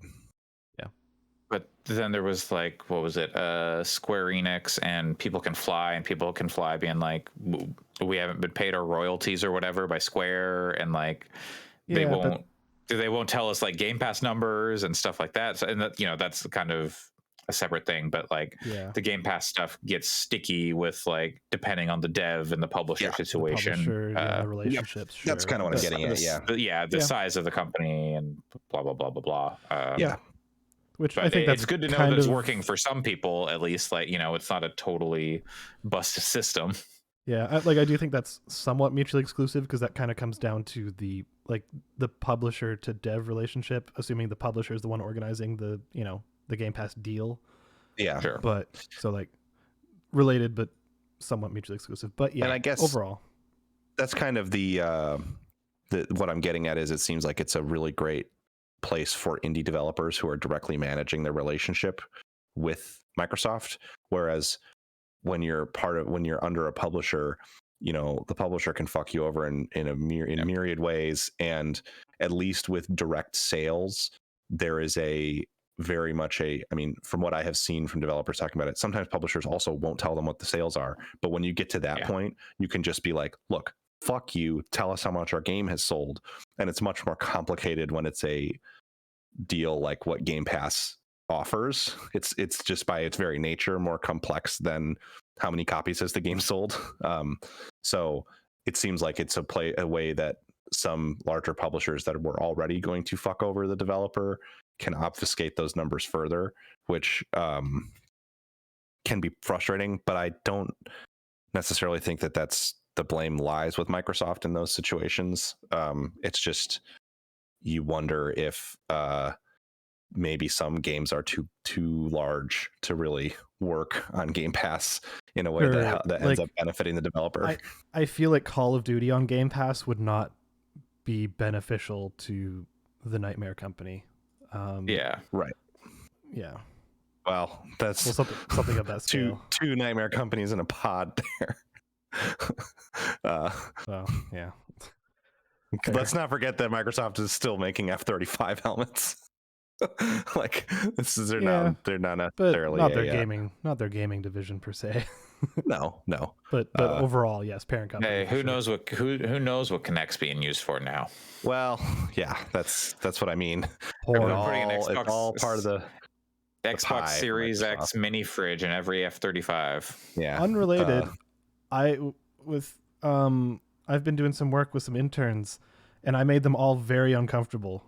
That's bad. You shouldn't. That's not good. But it was very uncomfortable in a funny way, not in like I want to leave forever way. It was because we were talking about. Did you tell them to gobble your nuts? No. That's HR violation. You should not do that. I think the word ligma was stated in one of our chats, but it wasn't by me. However, we were talking about setting up this video system for like a social media platform where you can hover your mouse over the icons and it shows the preview like YouTube does now. And I was like, oh, that came from porn. Because like a surprisingly huge amount of technological innovation, especially in the web space, actually came from porn. And that's true of technology across the board. Porn has done a lot for technology, like when it comes to like secure online payments, when it comes to like video streaming codecs, when it comes to like really efficient GIFs, like the porn industry is a tech leader, and that made them very uncomfortable. Always has been. Yep. Anyways, Stalker. Stalker, it's not pornography. Yet. Maybe you don't know what Stalker 2 is. I don't want to think about that. I don't want to think what I don't know that the models in Stalker, Shadow of Chernobyl, unsettling uses. Hey. Some ain't no kink shaming on. Anyway, one game that Stalker Shadow of Chernobyl absolutely directly inspired was Escape from Tarkov, which is a game. Escape from Tarkov directly inspired another game that I checked out that I'll talk about very briefly, which is the Cycle Frontier. Is currently a game in closed beta on the old Steam. And the old Steam, not the new Steam. Not the new Steam. Well, so this originally, when I saw the Cycle Frontier, a friend of mine posted in a group chat like this announcement thing, and I was like, that's weird, because I played the Cycle on the Epic Game Store like a year and a half ago, and it was okay. So I wonder if it died and they're trying to get it going again on Steam, which is kind of what happened, but it's a little more interesting than just like the Cycle used to be just a sort of battle royale like, but where it was about PvE objectives. So you would fight PvE objectives, and then the match would end, and while the match was ending, you had to get to an extraction point, and people would fight around the extraction point, and you could fight with people anytime during the match. and it was interesting. But I thought that the meta progression was a little thin. Wasn't terrible, but it just didn't have a lot of meat. So I kind of fell off of it because I was waiting to see where they would go with it as it arrived at a larger full release instead of being the beta that I was playing. I think maybe it died on Epic, which wouldn't surprise me because like there weren't enough NFTs in it, so they just the user base is just Tim Sweeney said no thank you. like the user base for the Epic Game Store is very large, but discoverability is so trash on that platform. They're always pushing new free stuff up to the top. Well, I guess I Steam can't has a similar imagine problem, but it does, but I can't imagine that anyone was finding the cycle looking at that. Player counts were already pretty low. So anyway, this Cycle Frontier, when I saw that it had just come out of NDA, I was like, why would there be an NDA for a relaunch of this game? And it turns out it's because this game is like took it down 2.0. to studs, and rebuilt it as, instead of just a kind of vague battle royale-ish with PvE objectives, it is Tarkov now. It is Escape from Tarkov, but a little bit more player friendly. If you don't know, Tarkov is a game that eventually I want to get a lot more into, because despite previous people no longer working for them having some pretty shitty things to say in the past, the game itself is very compelling, and the idea with this sort of genre as it's becoming now, because the Battlefield also has a sort of Tarkov inspired mode coming as well, is you are dropping into these locations and you're completing PvE objectives generally, and sometimes though, like with Tarkov, sometimes you're just dropping in and you're like, whatever, man, let's see what kind of loot we can get. Let's just go like shoot some dudes and see what we can find. And much smaller player counts than battle royales, but still on pretty large maps. And then you're getting out and you're taking your loot that you find with you. And then there's a meta game around sort of selling things that you're finding, almost like an MMO. You're developing like your character outside of the match. You have an inventory outside of the match where you're dropping things. But the big thing is when you die, you're losing everything that you had on you. So, you go in fully loaded with your kick-ass assault rifle that you've carefully crafted from a bunch of different mods, and your heavy armor and your great helmet and your huge backpack, and then you get shot and killed and all that stuff is gone. Maybe you spent 40 hours grinding for the stuff to get it. It's all gone in seconds. And so what that does, if that doesn't sound appealing to you, I get it. I can see why that would sound awful to a lot of people. But it creates a sort of stakes that, for me at least, get me back to that feeling I had in the early days of PUBG, where I was just basically like running super high adrenaline the whole time. Now when I play battle royales, it's like fucking whatever. I've done this so many times, I don't care anymore. But playing games like Tarkov, it's like, holy shit, I don't want to die. So the thing that the Cycle Frontier does is it's a little less complicated than Tarkov. The objectives that you're doing in Tarkov, it'll be things like you'll get a quest that's like, oh, collect this specific kind of shotgun from scavs, which are like the PvE bandit enemies from scavs in this area. And so you do it, but it's like, man, am I in the right area? Are these the enemies that are supposed to drop the shotguns? Let me look at the wiki and stuff. And like you do a lot of that, and like you need to pull up an external map generally, because the map in the game doesn't have any objectives on it, or like any, I think it maybe has the extraction points, but like it's very much a game that is where you're relying on the community to help you figure out how to play it, because it does not give half a fuck about whether you're having a good time or not in the game itself.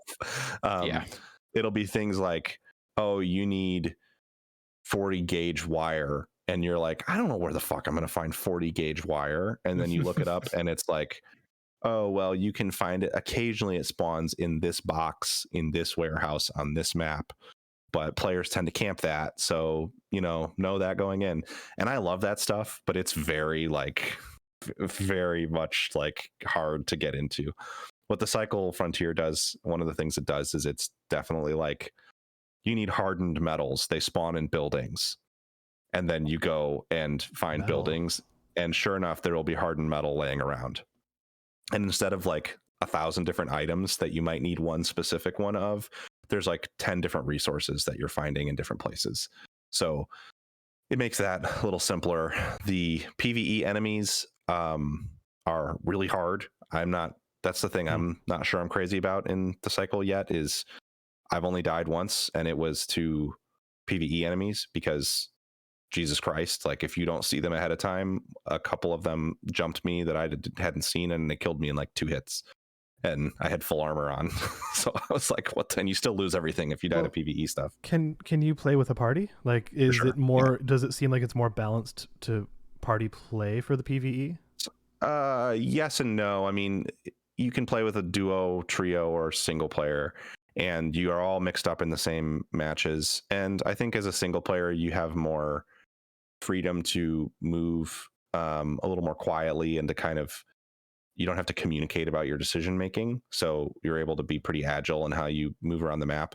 I think it's more down to getting better at understanding where enemies will be and stuff like that, like what their spawn patterns are and stuff, not getting caught in a situation where you're standing in knee deep water with ferns and stuff all around you obscuring things, which is why I didn't see these enemies.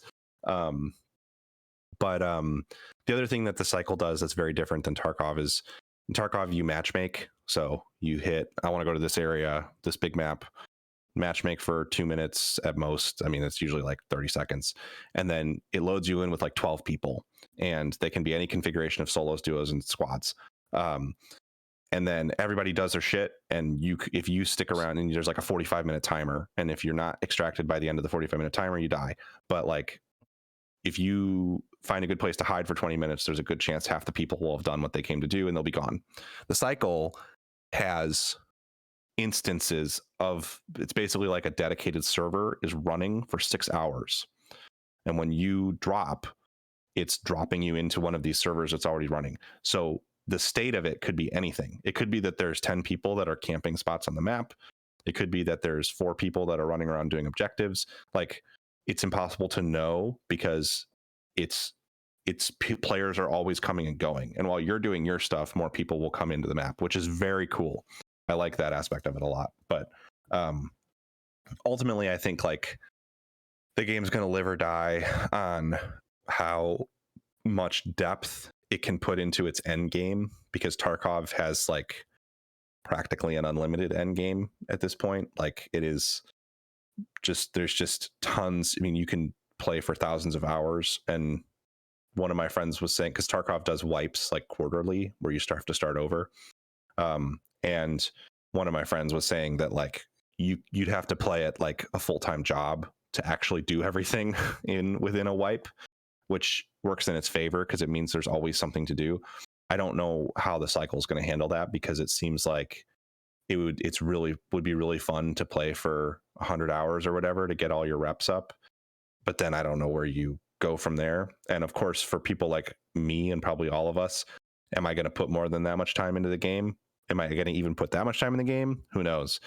But in order for it to maintain healthy player counts and stay alive, it needs to have people that are playing for hundreds of hours, because those are the people that end up keeping it going. So we'll see. It's a free to play game too. That's the other kind of cool thing. Tarkov costs money to buy, but the cycle is going to be supported, I guess, by skin shops. So, God, the term skin shops just sounds fucking awful. I know. Sounds like something we're gonna find in Inscryption. you so far from what I've seen, there's going to be weapon skins, and then you're also buying like you get to customize your character, but you're basically buying the like base template, or like you're buying a type of person, a vibe of person. A vibe check, but yeah, we'll see. We'll see how that stuff goes. But yeah, it's interesting. You can register for the beta right now. I don't know how many they like. If you got in on the first day, they were like, "Oh yeah, just come on in. You'll get an invite within an hour." And then the next day, their servers completely like exploded. That's and awesome. So they were like, "We're not gonna be adding more people for a little bit." That's really great though. Like that's a wonderful problem to have because it means what they're making is compelling. Yeah, I mean, I don't know if he's a shitty dude, but Pestily on YouTube is the person I watched for Tarkov guides, and he did a video. I like his content quite a bit. He did a video about the cycle that was not sponsored. He says up front, like, this was not a paid video, and he said he thinks it's like as good but different than Tarkov in most ways, and he's really excited for to have both of those games kind of competing against each other. Who knows if it'll last, but the one thing I'll say is, like, it's the beta is open for another week and a half, and then it's closing, I guess, until 2022 when it comes out. So it's not going to be available to play too much longer in its current form, but supposedly will be out hopefully early next year. And I think it's a good, if you're interested in this kind of game and want something that's a little more straightforward in its onboarding and teaching you how to play and stuff, I think this is a good one to look at. It's because its mechanics are good. The shooting isn't quite as good as Tarkov, but it's solid. And the map is cool. It has really good scaling visuals. If you just so like it'll auto detect settings, and it'll say up front, like, even if you change it and then relaunch the game, it's like, can we please auto detect your settings for you? And it looks really good. It uses DLSS and stuff. It'll like figure its shit out, and it looks great for me, and is still running at like 120 frames a second.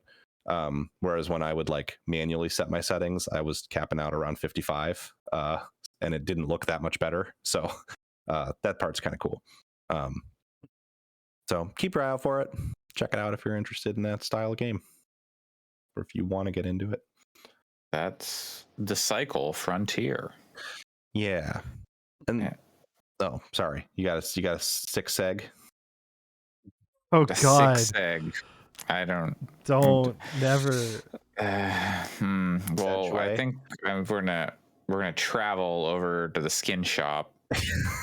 There's probably, I wouldn't be surprised if there was a skin shop in this game. The last thing, even briefer, that I checked out, I've been watching for this game. It's been on a couple of, I think it was on a Nintendo Direct actually, or maybe it was a Wholesome Game Show. It was a Wholesome Game Showcase, not the Nintendo Direct. This game's called Book of Travels. It just came out in early access. They're calling it Chapter 0. Right. I've been pretty excited about it because it's really unique and weird. They're calling it a TMO, like a tiny multiplayer TMO RPG, tiny multiplayer online RPG, in that it's like kind of an MMO, but it's heavily instanced so that you never see more than another player or two, and there's no text chat. So to communicate with other players, you have to like use this little bank of emoticon kind of things, little speech bubble things that pop up, like, that are like, it's like Journey. Yeah, Journey is a really good comparison. You can form parties and stuff and like go to do quests together, but yeah, it doesn't have any kind of text chat or anything. And I didn't play very much of it because it's a very methodical, very slow game. Moving around the world is very slow. It's a sort of a side-scrolling game. Side-scrolling is not really the right way to put it either, but it's like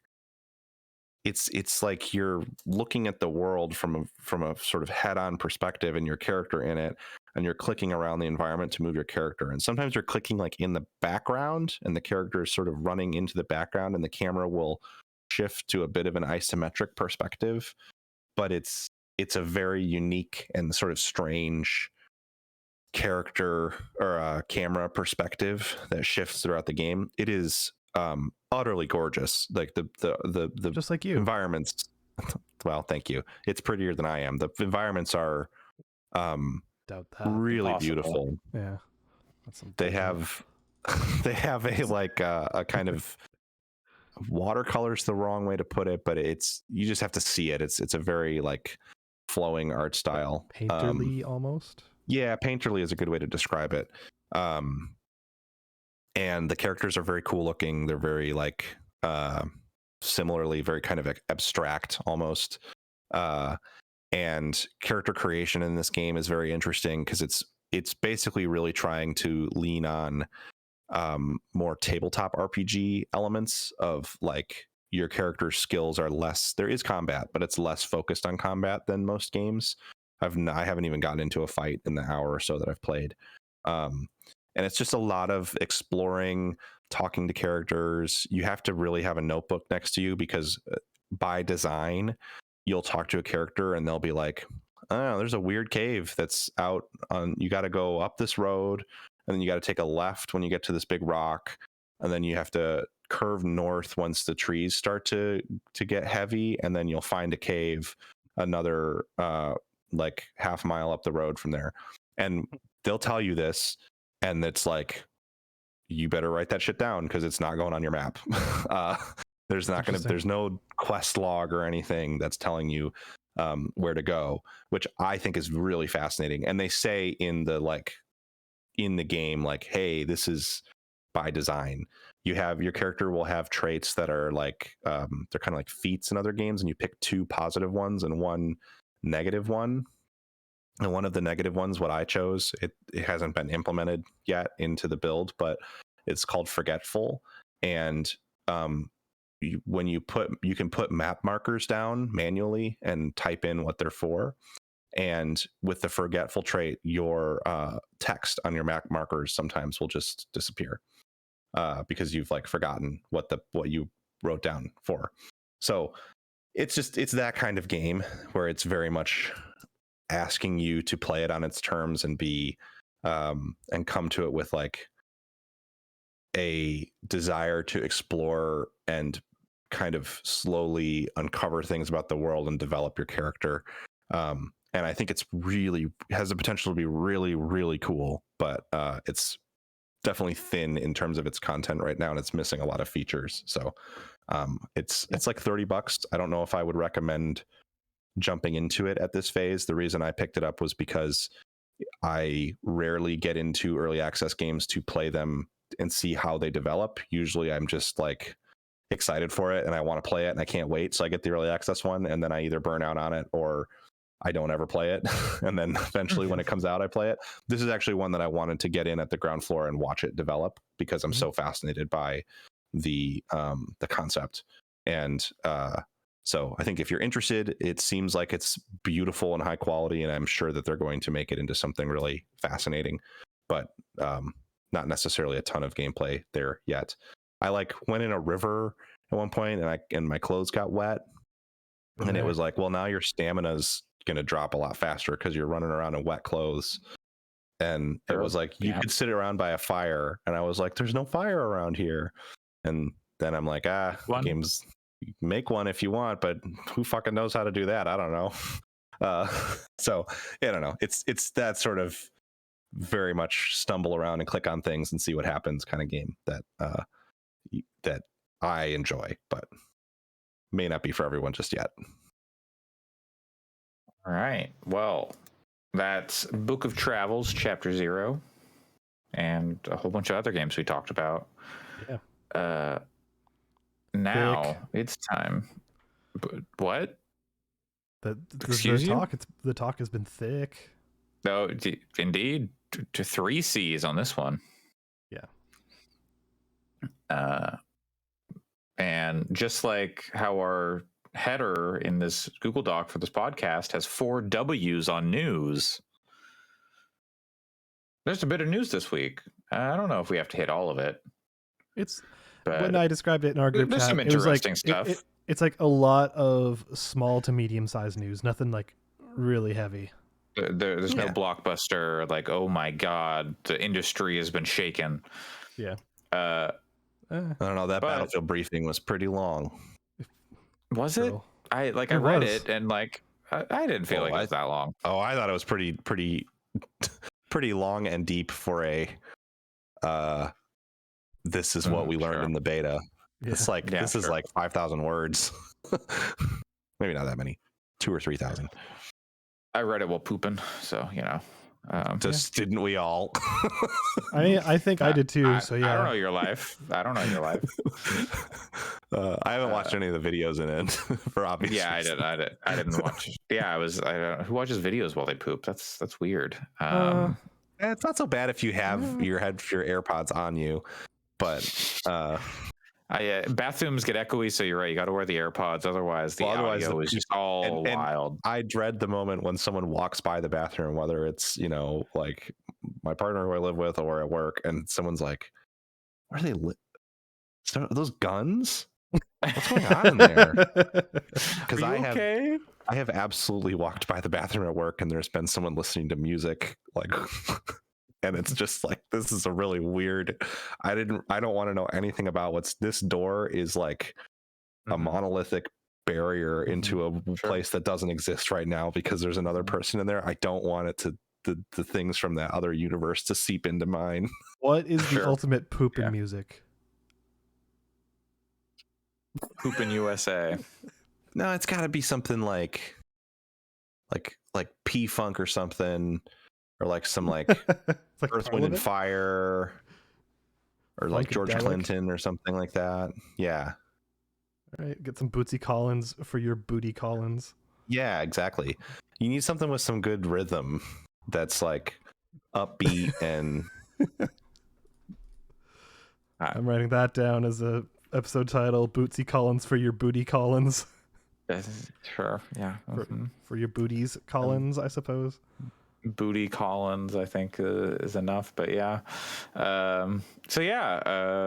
Battlefield, DICE put out a big document, big blog post, what have you, detailing what they learned from the Battlefield 2042 beta and what they've changed, how the full release will differ from the beta, all that stuff. There's some interesting tidbits in there. Yeah. Like they're not the first company to do this, and it's good that they're being open. Like, okay, here's what we learned, here's what we're changing. Like one of the big things is they're doubling the amount of tanks that are on the map, for at least for Orbital, which is the map in the beta. So in the beta there were like four tanks per side. Now there will be up to 8 tanks per side. Yeah, that's cool. It's cool. It's cool that there's more specialists. I didn't realize that I thought that was all of them, but there's like double. There's only 4 in the beta, and there's 10 in full game, which is cool. Then they're adding more in season passes, which was known, but like 1 per season, I think. Some of the specialist. There's some good progression stuff in there. I think there's also stuff like this game sounds like they should just push it to March and just say, maybe here's the room, do what you need, because like they talk about how the map might not be in the game for launch. Yeah. Well, so weird, dude. So it's what I got from that was it might not be in for the early access period, which is like a week early from launch, which is where you have to pay extra. That means they're coming in hot. That's what I mean, though. Yeah. Is if it's not in a week before the full launch of the game. Let's say that is the case. That turns into a situation which we saw not a lot. We saw occasionally last gen where that game is going to be borderline unplayable, like if you get a physical copy and do not get the day 0. Yeah, I mean, it's an online game. It's so also no Battlefield. But that's more of a theoretical situation. But like, I see what you mean, though. It is, but like, it sounds very hot, and it sounds like it is. Yeah. In some way, I mean, selfishly, I would rather it come out and be busted, and then they fix it over the next 6 months, so that I can play it while it's busted and at least have some fun with it. But I think from a business perspective and probably for a health of the game, it would make more sense for them to just delay this game another 3 months for them to figure out what they need to do. But I doubt that that's going to happen. It sounds like it's probably because it's EA's. I mean, it's got to come out. What if they went, surprise, Battlefield's delayed, Titanfall 3, motherfuckers. This is a great example of like, I just wish more companies, more big publishers would say, hey, early access, we're putting the game out, it's going to be in a purchasable beta state. Here's $5 off the price of the game. We can still make our profits on it this quarter, and we're saying up front, hey, this is a little broken. Like there's so many places where I think that would be really helpful in this case. I mean, I think even if Cyberpunk had come out and they had, I mean, that game had, that was a whole mess. But if they had said a month ahead of time, look, we don't want to delay it again. We really want to put it in your hands, but it's busted. Here, we're calling this early access. The conversation around that game would have been completely different. Short unrelated. I didn't put it in our news, but did you hear about the Cyberpunk news for the next gen?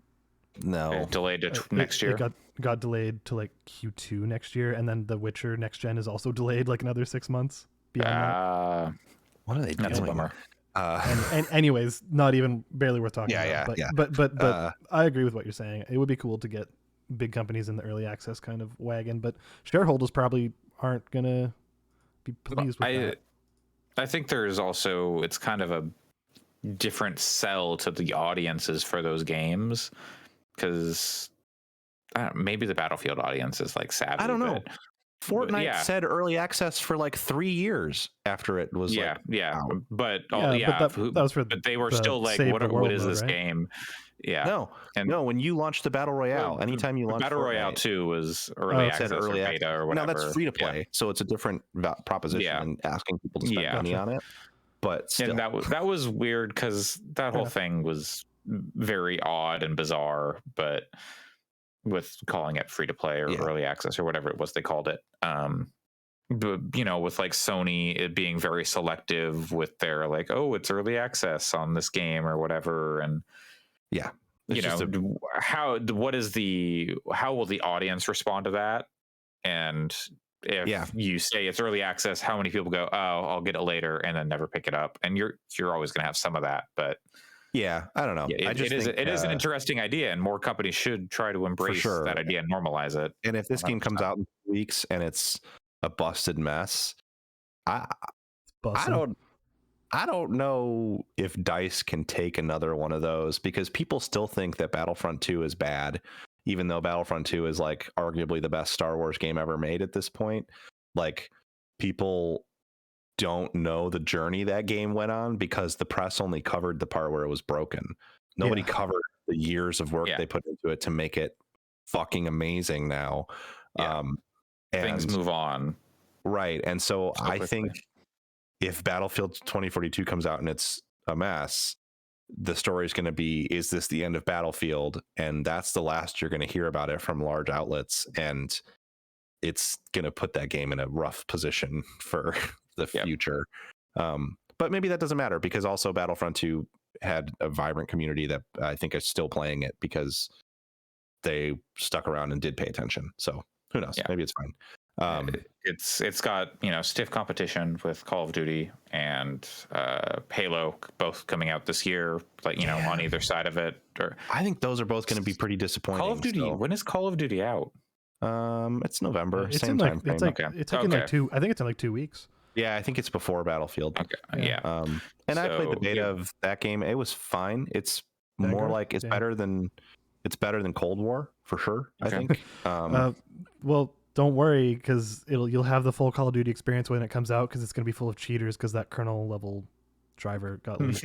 I know the cheaters have a heads other. up on what to make. But also, I don't know. I played Vanguard for like a few hours in the beta at first and was like, oh, this is great. It feels more like Modern Warfare. I'm going to totally pick this up. And then I over the course of the weekend, I played a bunch more of it to try to get to level 20, which I did, to get their like special gun you got for getting to level 20 when the game comes out. It's like a cool gun skin. And I ended up playing like 10 hours of that beta, and I was like, I don't know, maybe I'm done. I don't know if I need to play this on release or not, actually, because it's fine. I don't know. I'm definitely still much more excited for Battlefield.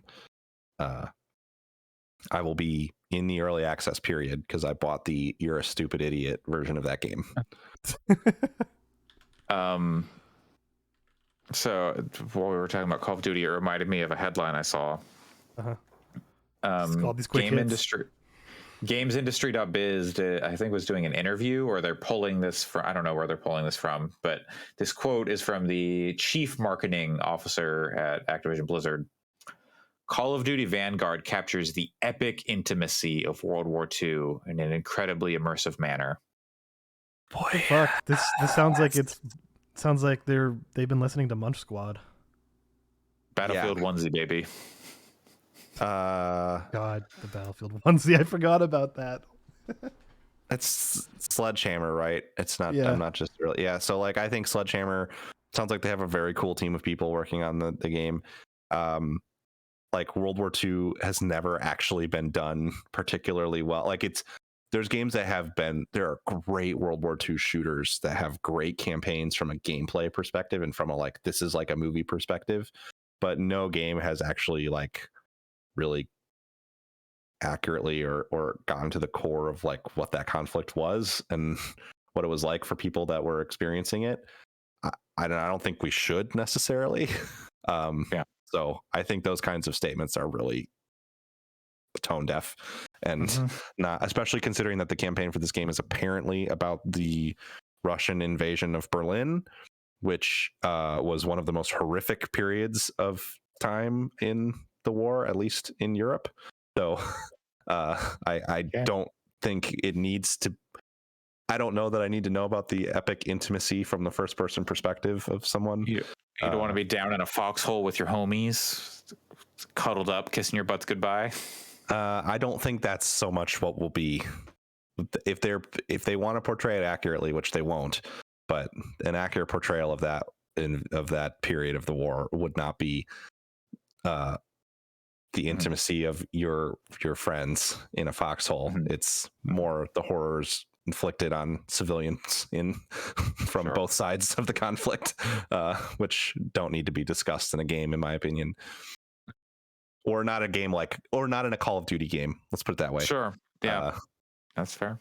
This War of Mine is probably a more similar look, a more accurate look at what that's like. Well, from one war to another, God of War 2018 coming to PC. Yeah. Boy. Sure. Boy. The more distance I was just talking to a coworker about this, the more distance I get from that game, the more I'm like, It's the axe throw's good. That's good to play for sure. I enjoyed the journey. Brock. I don't need to go back to it, but you know, I think I'll play that next one. I think it's really good for people who have never had a PlayStation and have had no desire to get a PlayStation. Sure. Oh yeah, I think it's great for these games to come to PC. Period. Like full stop. That's games coming from Microsoft's putting their games on PC. Sony should also put all of their games on PC. Nintendo should put all of their games on PC.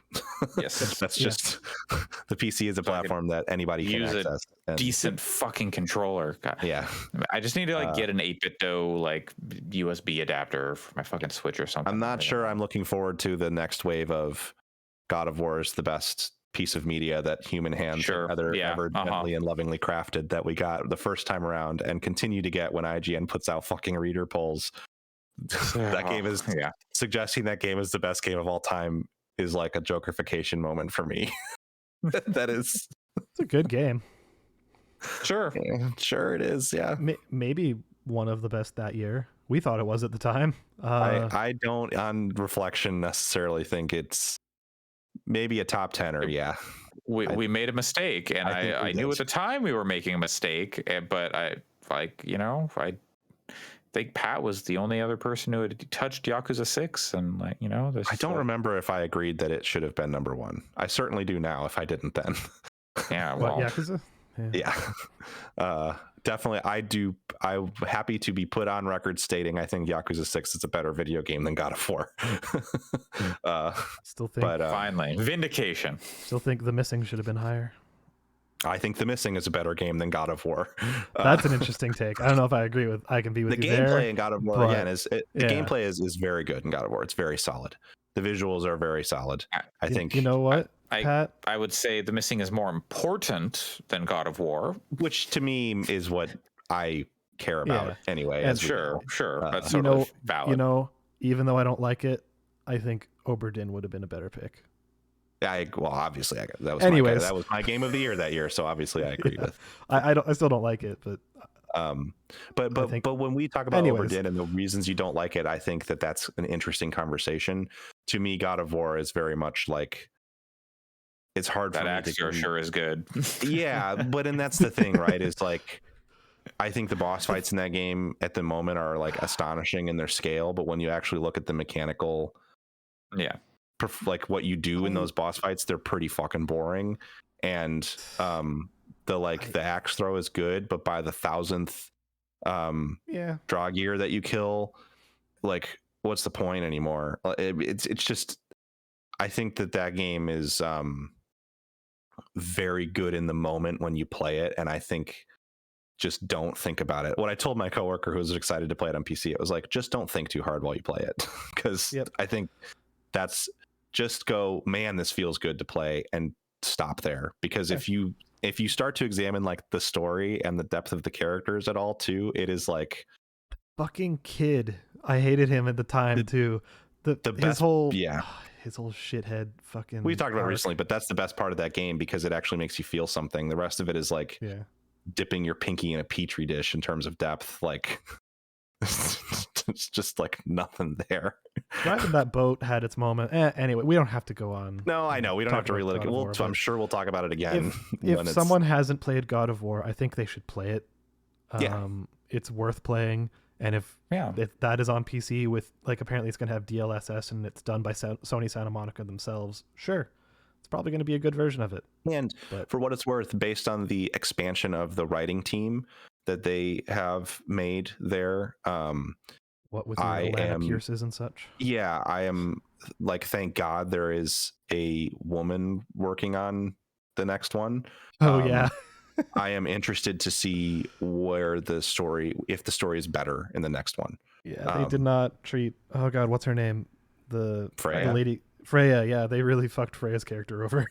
That's they call it, don't they call her something else for like half the game? Yeah, because it's like, they don't want you to like, it's the game wink.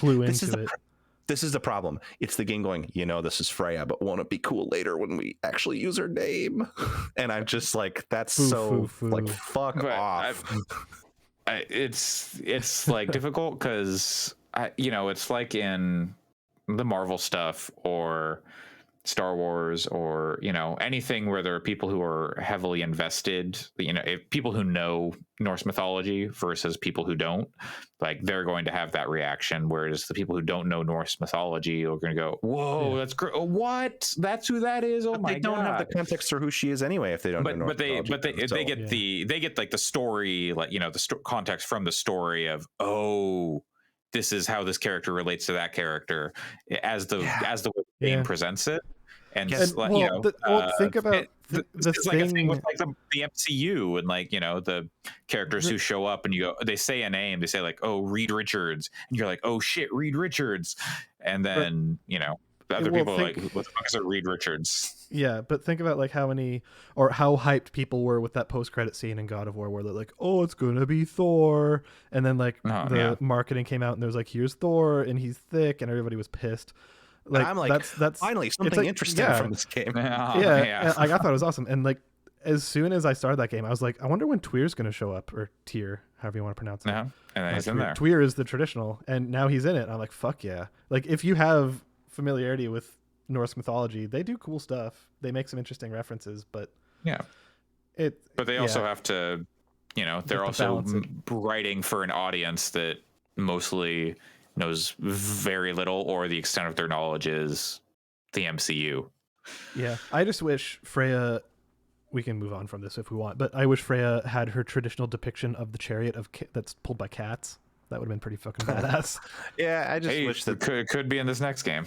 Hopefully. I wish that if they were gonna, they could just have a little more depth to the story itself. Like an MCU movie, you watch for 2 to 3 hours.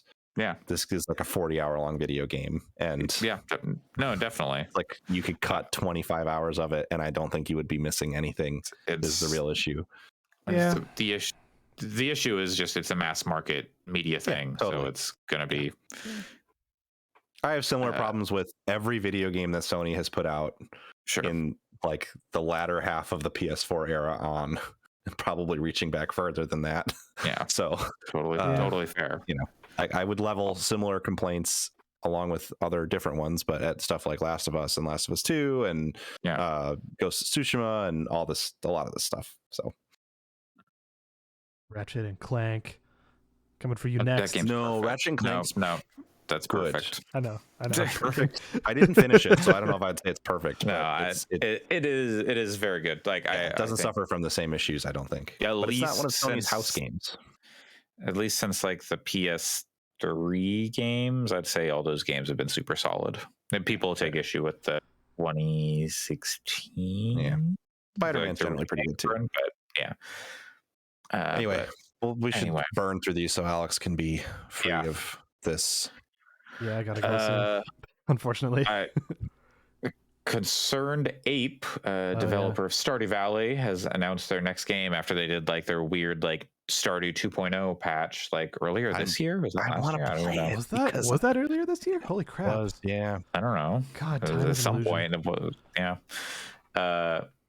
But yeah, so it's called Haunted Chocolatier. Yeah, sick.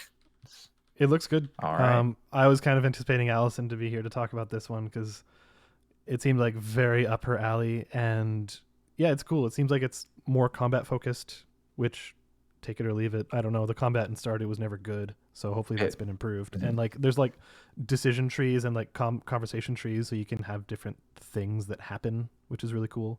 And yeah, to me, it looked like it looks like Stardew. Like straight up, there's a lot of recycled assets. You're not going to You're not going to confuse this with like, this is the exact same style. You're not going to be, thinking something else. But anyways, it kind of reminds me of Racketeer in a lot of ways, and Racketeer was a fucking awesome game. I don't know if y'all have played it, but no, but it's extremely good. The Dave Lang Connect game. No, that game is also good, but that's just Boom Blocks and Angry Birds. Racketeer was like you play the shop in an RPG. Yeah, I'm familiar. And it's really good. Yeah. So. Anyways. So yeah, it says that the developer says don't expect the game anytime soon. It'll be ready when it's ready. So good for them making a new game. Next up, quick hit. Bungie is going to be charging extra for dungeons in Destiny going forward, which I missed this. In the past, dungeons have been part of expansions, but I guess they're going to be in like a higher tier of pass or like expansion.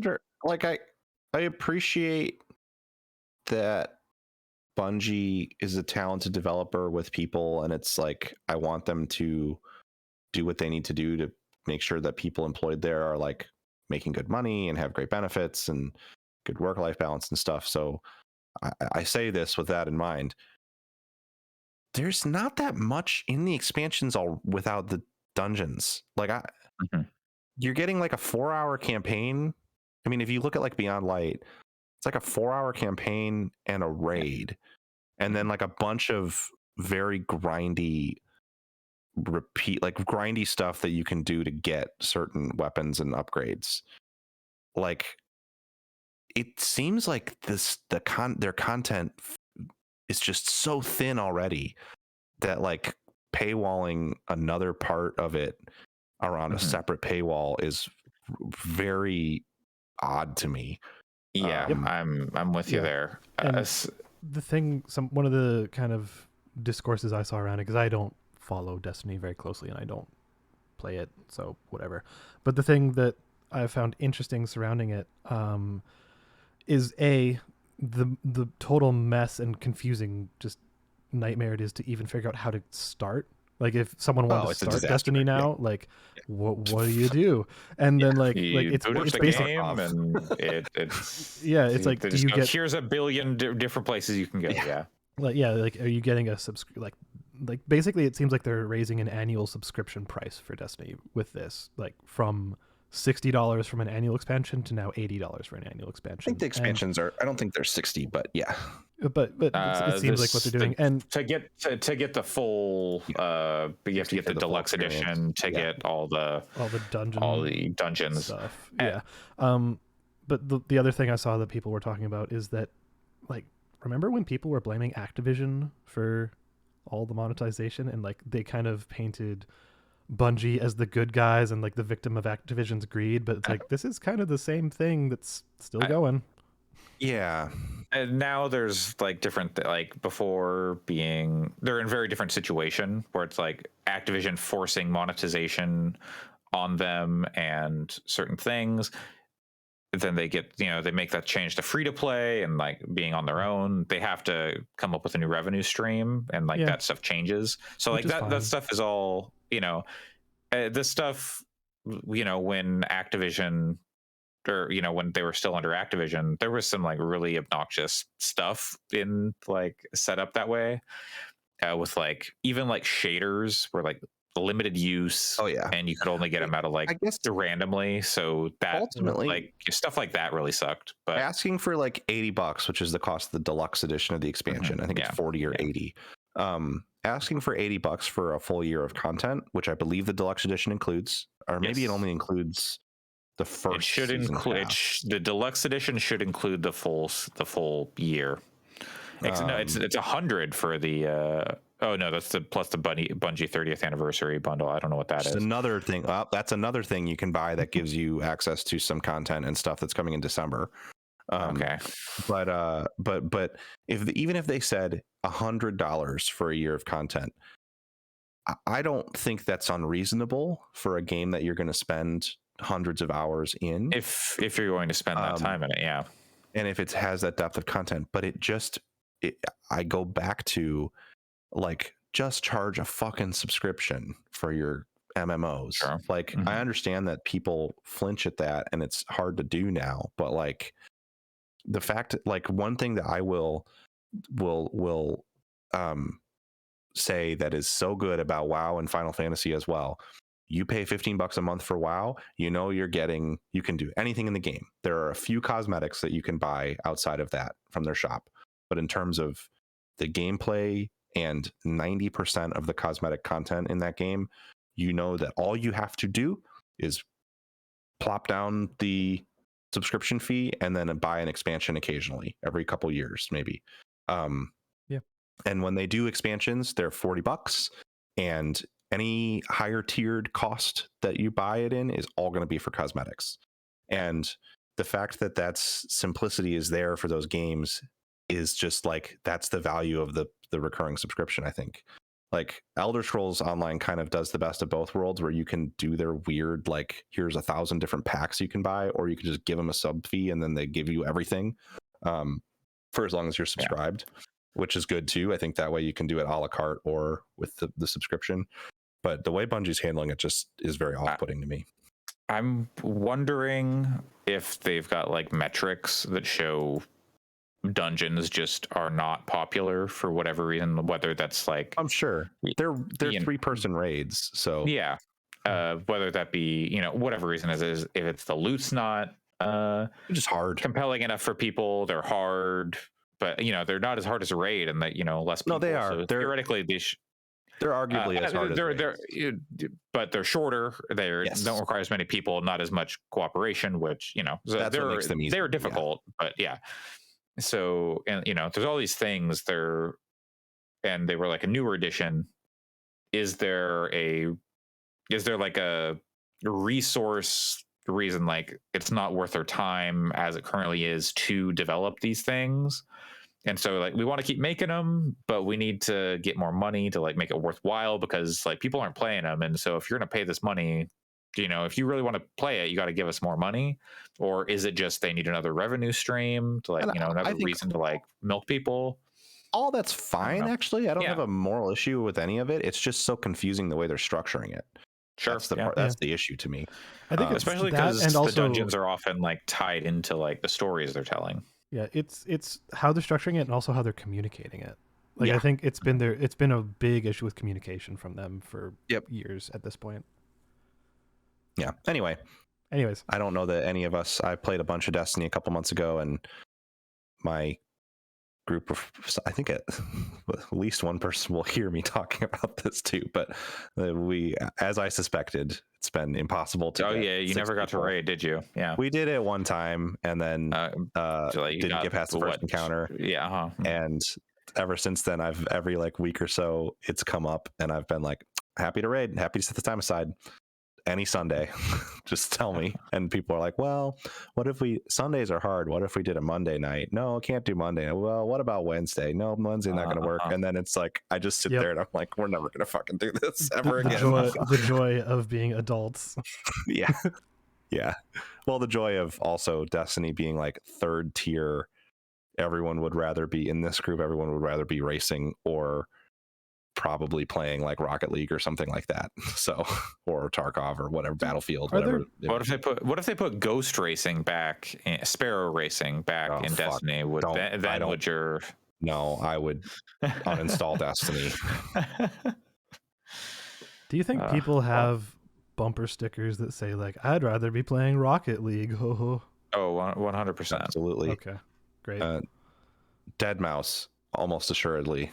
There's probably an NFT on his Lamborghini. There's probably an NFT of that, like and Epic will have it on the store. And it looks like fucking shit, like all NFTs. Yep. Yes. Yep. I don't want to get bogged down in the NFT shit. No, I'll share it later. I didn't. Don't. Yeah, no. You don't care. You shouldn't care. Yeah. Anyway, next up, speaking of bogged down in the shit, Blizzard Activision has changed the name of Overwatch character McCree to Cole Cassidy because the McCree was named after a former employee at Blizzard who was accused of and dismissed harassment and yes, dismissed from the company, I should say. I think it's good, but like as Alex editorialized here, it doesn't say anything about what's going on internally meaningfully. I do think though it's worth saying that this sort of change is good. Like this generally with these sorts of things, like the way that games sometimes. If we can change like balance in games, we should also be able to change this sort of stuff. So, yeah, I think it's very performative, but I think from 100%. what I've read, it was also one of the requests of some of the activist employee groups that were with like internal to Blizzard. So, in that sense, it is positive that they're actually listening to those groups, and hopefully that means they will continue listening to them and make other structural changes rather than just continuing to change names and swap out art in WoW and remove NPCs and like that stuff. That stuff. It's just such a nothing gesture. I don't know. I don't think I'm not that cynical about it. It's meaningful. It's less important than actual structural change at the company by a long shot. It's easy and it's very much like, see, we did something. Get off our back. Like from a programming point of view, they changed one string. No, I know it's it's a simple change. But I still think that it's I can't imagine being put in that situation. But if I had to work on a character whose name was somebody that I knew was a piece of shit every single day, I would feel much worse about doing that work. Absolutely. So I think it's still worth and I think so often worthwhile doing. Yes. Yeah, I think so often people like with video games, it's just like I think about all the movies to me that are ruined by total piece of shit people being in them, and how great would it be if we could just like do a Zack Snyder and just else. CGI Tig Notaro instead. Exactly. So some of that stuff, I think, given that we can change games, I think that should be it'd be one thing if there was some deep art reason why the character needed to be named McCree, but who fucking cares? Also, who cares about Overwatch at this point anyway? No offense to Overwatch fans out there. I am an Overwatch fan historically, and boy howdy, is that series dead to me. Absolutely. Not even for any of these reasons. Like I'm No. not somebody who. I mean, when Jeff Kaplan left, it was Yeah, clearly I'm not going to dead. cross any picket lines, but I'm also not necessarily like actively participating in a boycott of their products. I want to see structural change at the company, and we'll continue to like support the employees demanding it in whatever way they ask. But like I would play Overwatch 2 unless they were specifically asking people not to. But I think Overwatch 2 is like, if it ever comes out, it's like whatever. Yeah. Anyway. All right, and this one's bullshit. Like, who get fucking sources claim new Splinter Cell may be in development at Ubisoft. It do be a Saturday. Yeah, like whatever. Like I'm just fucking over it. I'm sick of it. I'm sick of the headlines. I'm sick of the rumors. I'm fucking sick of it. The Splinter Cell, Bloodborne, Silent Hill. Just fucking get out of here. Exactly. Thank you. We've arrived at the same place. Let's stop doing the podcast. I'm joking. It's just fucking the same. I'm totally with you. Fucking I don't give a shit anymore. For fucking years.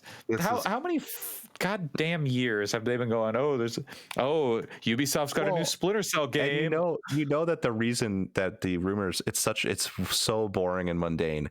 I'm sure that all this time there has been teams going, let's fuck around with the Splinter Cell prototype. It's still not very good, whatever.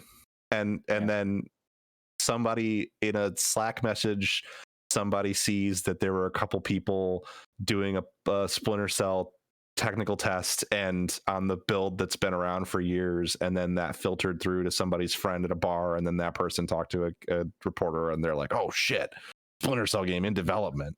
And it's just like, yeah, they have. I am sure that there is that people at Sony have talked to From about Bloodborne PC port. I'm sure it's happened. It just hasn't got off the ground. Same thing true with Silent Hill. Just hasn't got off the ground. Like all of this stuff is in development. It always is rotating around. Will it ever come out? Who knows? The latest rumor. Like make a siphon filter. There is the only interesting thing about that Bloodborne stuff is that maybe Bluepoint is making Bloodborne 2. Weird. That would be more interesting.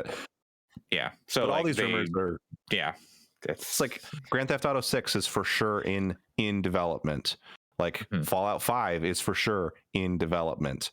Like guarantee you there are people, whether they're on a marketing team or a writing team or a technical team, talking about what they're going to do for that game sometime in the future over lunch, like making concept art, These games are always in development, and we don't need to report on rumors about them, because if they ever come out, it'll be in like 5 to 10 years. So who cares?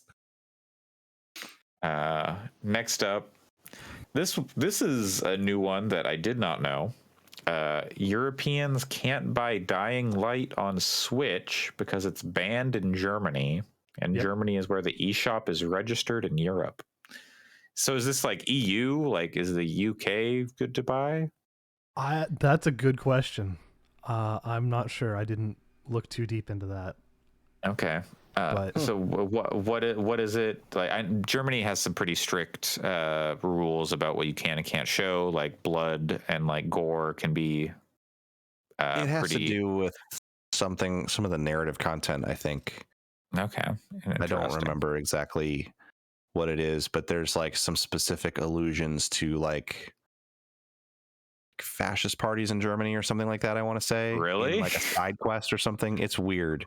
It's a very weird reason. I remember when it was banned in Germany, it was like, seriously, this is why it's banned? I don't believe it was for excessive blood and gore, but I could be wrong. I could be misremembering. I'm trying to see if I can just grok it from a really quick reading, but I don't see it. This is like a streaming version, isn't it? Yeah, I think that's right. I don't think that is. Let me tell you games I would not fucking want to play on Switch.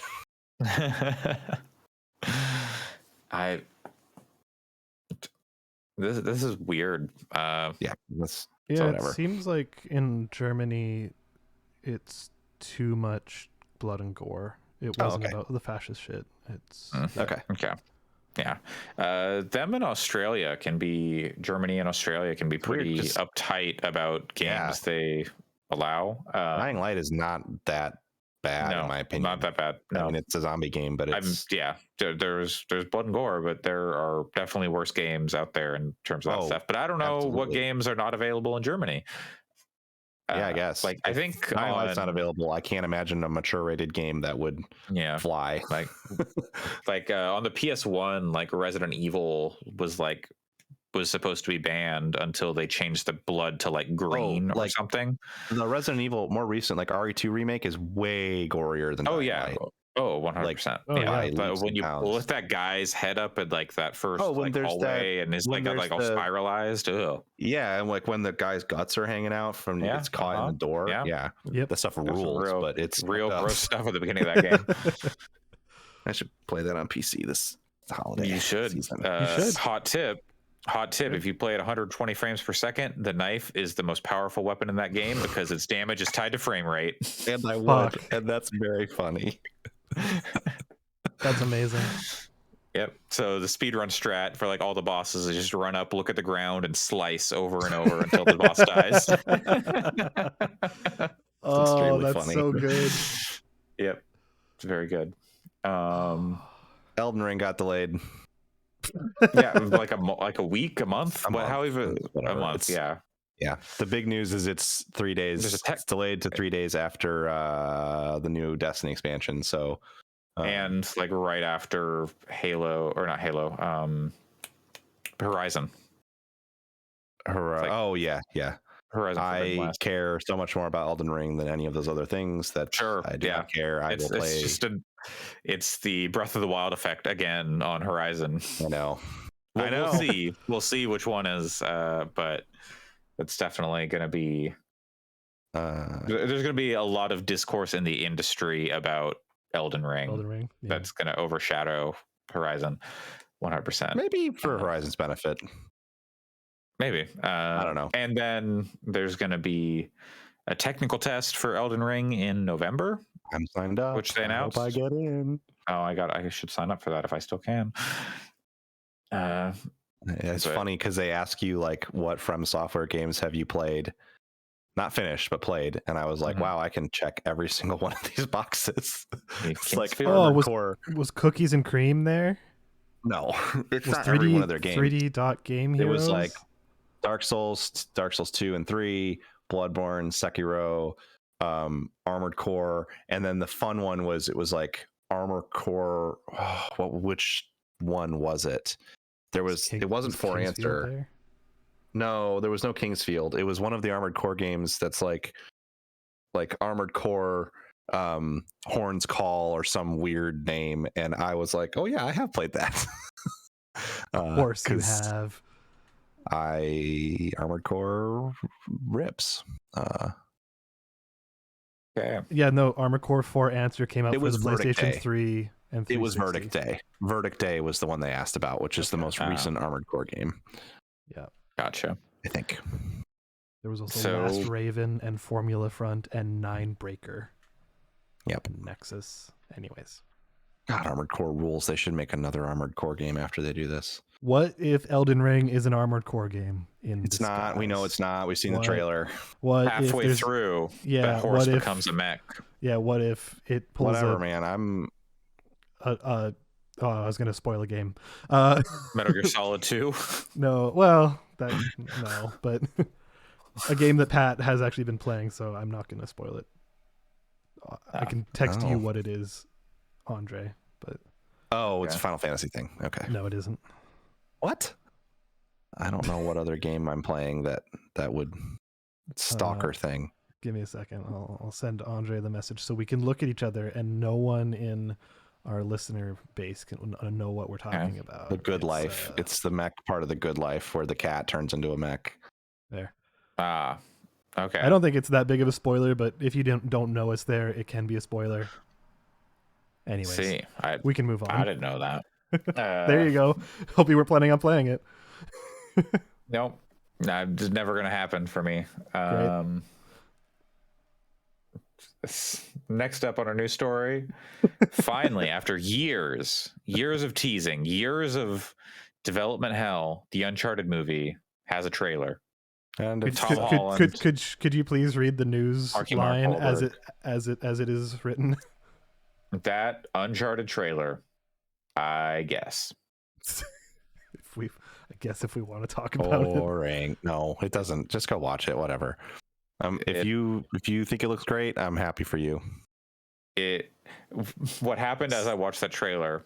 I think it looks like Uncharted, and like as I was like, okay, yeah, that is just Uncharted. That is Uncharted 1, Uncharted 2, Uncharted 3. It is all of Uncharted. Greatest hits.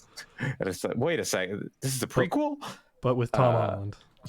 It very much, how does the same shit happen to the same guy twice? Especially when it's shit as specific as a train falling off a cliff or an airplane or falling out of a cargo plane. Exactly. But like it had me kind of reevaluating that entire series in my head. Like, yeah, like it's fine, but it's not that great, is it? Very good. No, like it's got the set pieces, but that's kind of all it's got going for it. What, Uncharted as a whole? Yeah. And like, I was like, Uncharted Nathan 4 Drake was is fun, good, but it's got good parts, yeah. But like that, I would say is the only one that really holds up at this point. Yeah. And like even then, like it's yeah. But yeah, give it a watch if you want. I'm still waiting for that Borderlands movie trailer because what the hell? Now we're talking. That movie I'm actually interested in. That's got Judi Dench in it, doesn't it? No, it's Jamie Lee Curtis. Curtis. Oh, sorry, it's Jamie Lee Curtis. Sorry, Kate Blanchett, Jack Black, Kevin Hart.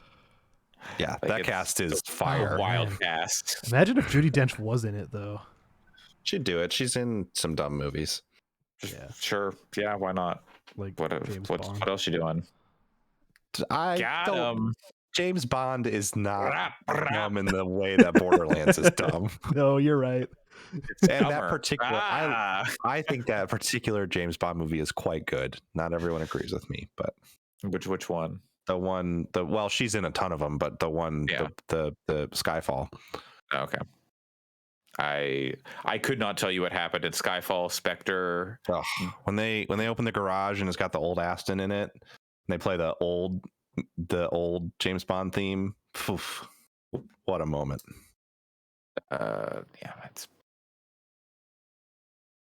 Yeah, baby. that's my James Bond. Oh, Mass Effect. Yeah. My Commander Shepard. It rules that the official account retweeted. Go look at the official Mass Effect account. It's really funny with those glasses and the dialogue options. So much better than actual Mass Effect. It's a personal opinion, not the opinion of the Gaming Fyx podcast as a whole. That is the official opinion of the Gaming Fyx podcast. Is that video is more than Mass Effect? Yeah. Mm-hmm. But I like Austin Powers more than a lot of things, so yeah, that's competition. Yep. We don't need to talk about this tech news. Like whatever, it's barely gaming related. If you want to, you can, but yeah. But the new computers, new phones may or may not play games well. Who knows? Probably play games better than the old computers, than the old phones, but I don't know. You figure it out. Both of the tech news. They put a notch on a computer. Yeah, but I think people are making too big of a deal about it. Oh yeah, I agree. I think it's fine. It makes the bezel tiny. I wonder what it's gonna look like if you like full screen a game. Is it gonna just make that part black? It does. Is it okay? They showed some full screen video where it just ends at the bottom of that bar. Okay, that's good. Because it's like a 16. I think I'd have to look at it again, but I think it's a 16:10 aspect ratio with that. Then it just turns it to a 16:9 when. Okay. Yeah. Well, it's compelling to I've got an Intel MacBook Pro. I'm like, oh, what if I get that better battery life? But It's expensive. Yeah, I ordered one. Yeah, you've got like legitimate use for it. Yeah. I just, I'd like better battery life and, Just in general, less burning hot fire on my lap. Just holding out for the Steam Deck, baby. Sure, yeah, That's my next tech purchase. Steam Deck these nuts. Yep. Now we're fucking talking. Now we're fucking. Well, and talking. We're talking and fucking. Fucking would and deck, talking. Would that imply, because I always assume the term decking to mean punch. So does that mean punching one's nuts with steam, as in like the hot thing that comes off of water? God, it's steam powered punch, so it's like this. Oh, even better. And then it expels. I've got a YouTube video to send you. No. YouTube. Okay, that's not today. If it was a live leak video, I'd be much more concerned. A World Star. My Steam Deck reservation did not bump up to December. I'm very disappointed. Have some people's been? Yeah, apparently some people's Q1 reservations have bumped up to December. Let me take a because look. of people canceling, I'm sure. Probably. Steam. But mine's still Q1, so it could be worse. Might have been Q2. Maybe I bumped from Q2 to Q1. I might have typed Steam Dick. No, Q1 for me. Very excited. Very excited to spend $700 on that thing. God, that is so expensive. God. I mean, I'm buying the most expensive one because I'm an idiot. Same. Well, but you're a man of taste. Yeah, I need that anti-glare screen for all the I times. need that exclusive virtual keyboard theme. There's a real possibility that I could take that thing outside. So actually having the anti-glare screen matters to me. Waiting for Mocha to take a shit and you're just actually 100%. That is the context that I am referring to. I've read a not insignificant amount of Dune standing in the courtyard waiting for my dog to take a shit. I need you to get back on reading the Cosmere books, but anyway, I will. That's for personal chat. Yeah, if any, read some books, friends. Yeah, Dune, books, they're good. I've been reading. Dune is so fucking good. I've been reading The Girl with the Dragon Tattoo. I didn't realize that book was so fucking Swedish. It's a good book. That's a good book. I read some of that. It's extremely Swedish. Yeah. I've been seeing Dune memes. I don't know anything about Dune, and I feel like I'm having a stroke every time I read one. You got it. You would love Dune. You would love Dune. Dune is like, it's so good. Yeah. I saw like some weird shit in like the later books with like some like witches enslaving the galaxy with sex or something. Oh yeah. Okay. I mean, I had never finished the book, and I'm finishing for the first time now. And I went from like, damn, this book's good, to like, his son should publish that concordance that he put together, which is typically a thing you only put out for like sacred biblical text and classic Greek and Latin philosophers. But like, goddamn, that's a good book. Only other classic I've read that has had the similar effect on me is Lord of the Rings, because it's just so good. Okay, going to see the movie. It's 6 hours. For a second, I thought you said it's 6 hours. I was like, wait, what? It will be by the end. They beat the Snyder Cut? No, well, yeah. When part 2 arrives, it'll be it'll be pretty much up there. It is like it confirmed there's going to be a part 2. It's not but apparently the title card for this movie is Dune Part 1. So. Yeah, but yeah, so it sounds like it's. Well, it sounds like they just can't say for sure because the ink hasn't been dotted. But Villeneuve has said that he's actively working on the sequel. Yeah, like I'm sure he is. Just it's the studio, publishing. Very mild spoiler for a 65-year-old or 60 whatever year old book. There's a big time jump that occurs after where the movie ends. It's not really a spoiler. Do the time warp again. But that's why they didn't just film the whole thing at once, because so they're going to wait like 15 years and then well, make sure all the actors are aged. The time jump is Chalamet up. you wouldn't have to do much to the actors to age them. Duncan, for this time Idaho. jump. It's only a couple years, but anyway, sorry. The Dune. That's the Dune minute. Go read the novel Dune. I'm fucking anticipating books coming out in 2028. So well, my real point in all that was I've gotten more enjoyment out of reading Dune than any of the video games I played this week, and it made me go, I should read books more. Yeah. I've spent like 2 evenings just sitting on the couch reading, and I was like, this is actually a valuable use of my time, and I should do this more often. My girlfriend got mad at me when I got totally engrossed in the Stormlight archive. She's like, what the fuck? Because I spent like 2 months just reading nonstop. Yeah. Nerd. Hell yeah. But that's going to do it for this episode of the Gaming Fix podcast, episode 195 on October 23rd, 2021. I've been your host, Andre Cole, aka the Wet Gamer, aka your partner's favorite Halloween monster. You can find me on Twitch today when this episode is live. On Twitch, streaming Pray for Extra Life. I'm raising money for hospital in my hometown, Peace Health Sacred Heart. If you want to stop by my Twitch channel, twitch.tv/coleslaw, you can donate, where tomorrow or on this next stream, I have to drink a chili tomato cup noodle soda. Oh, yeah. Because we hit $307 out of on my way to 500 as my goal. So if you want to stop in, donate.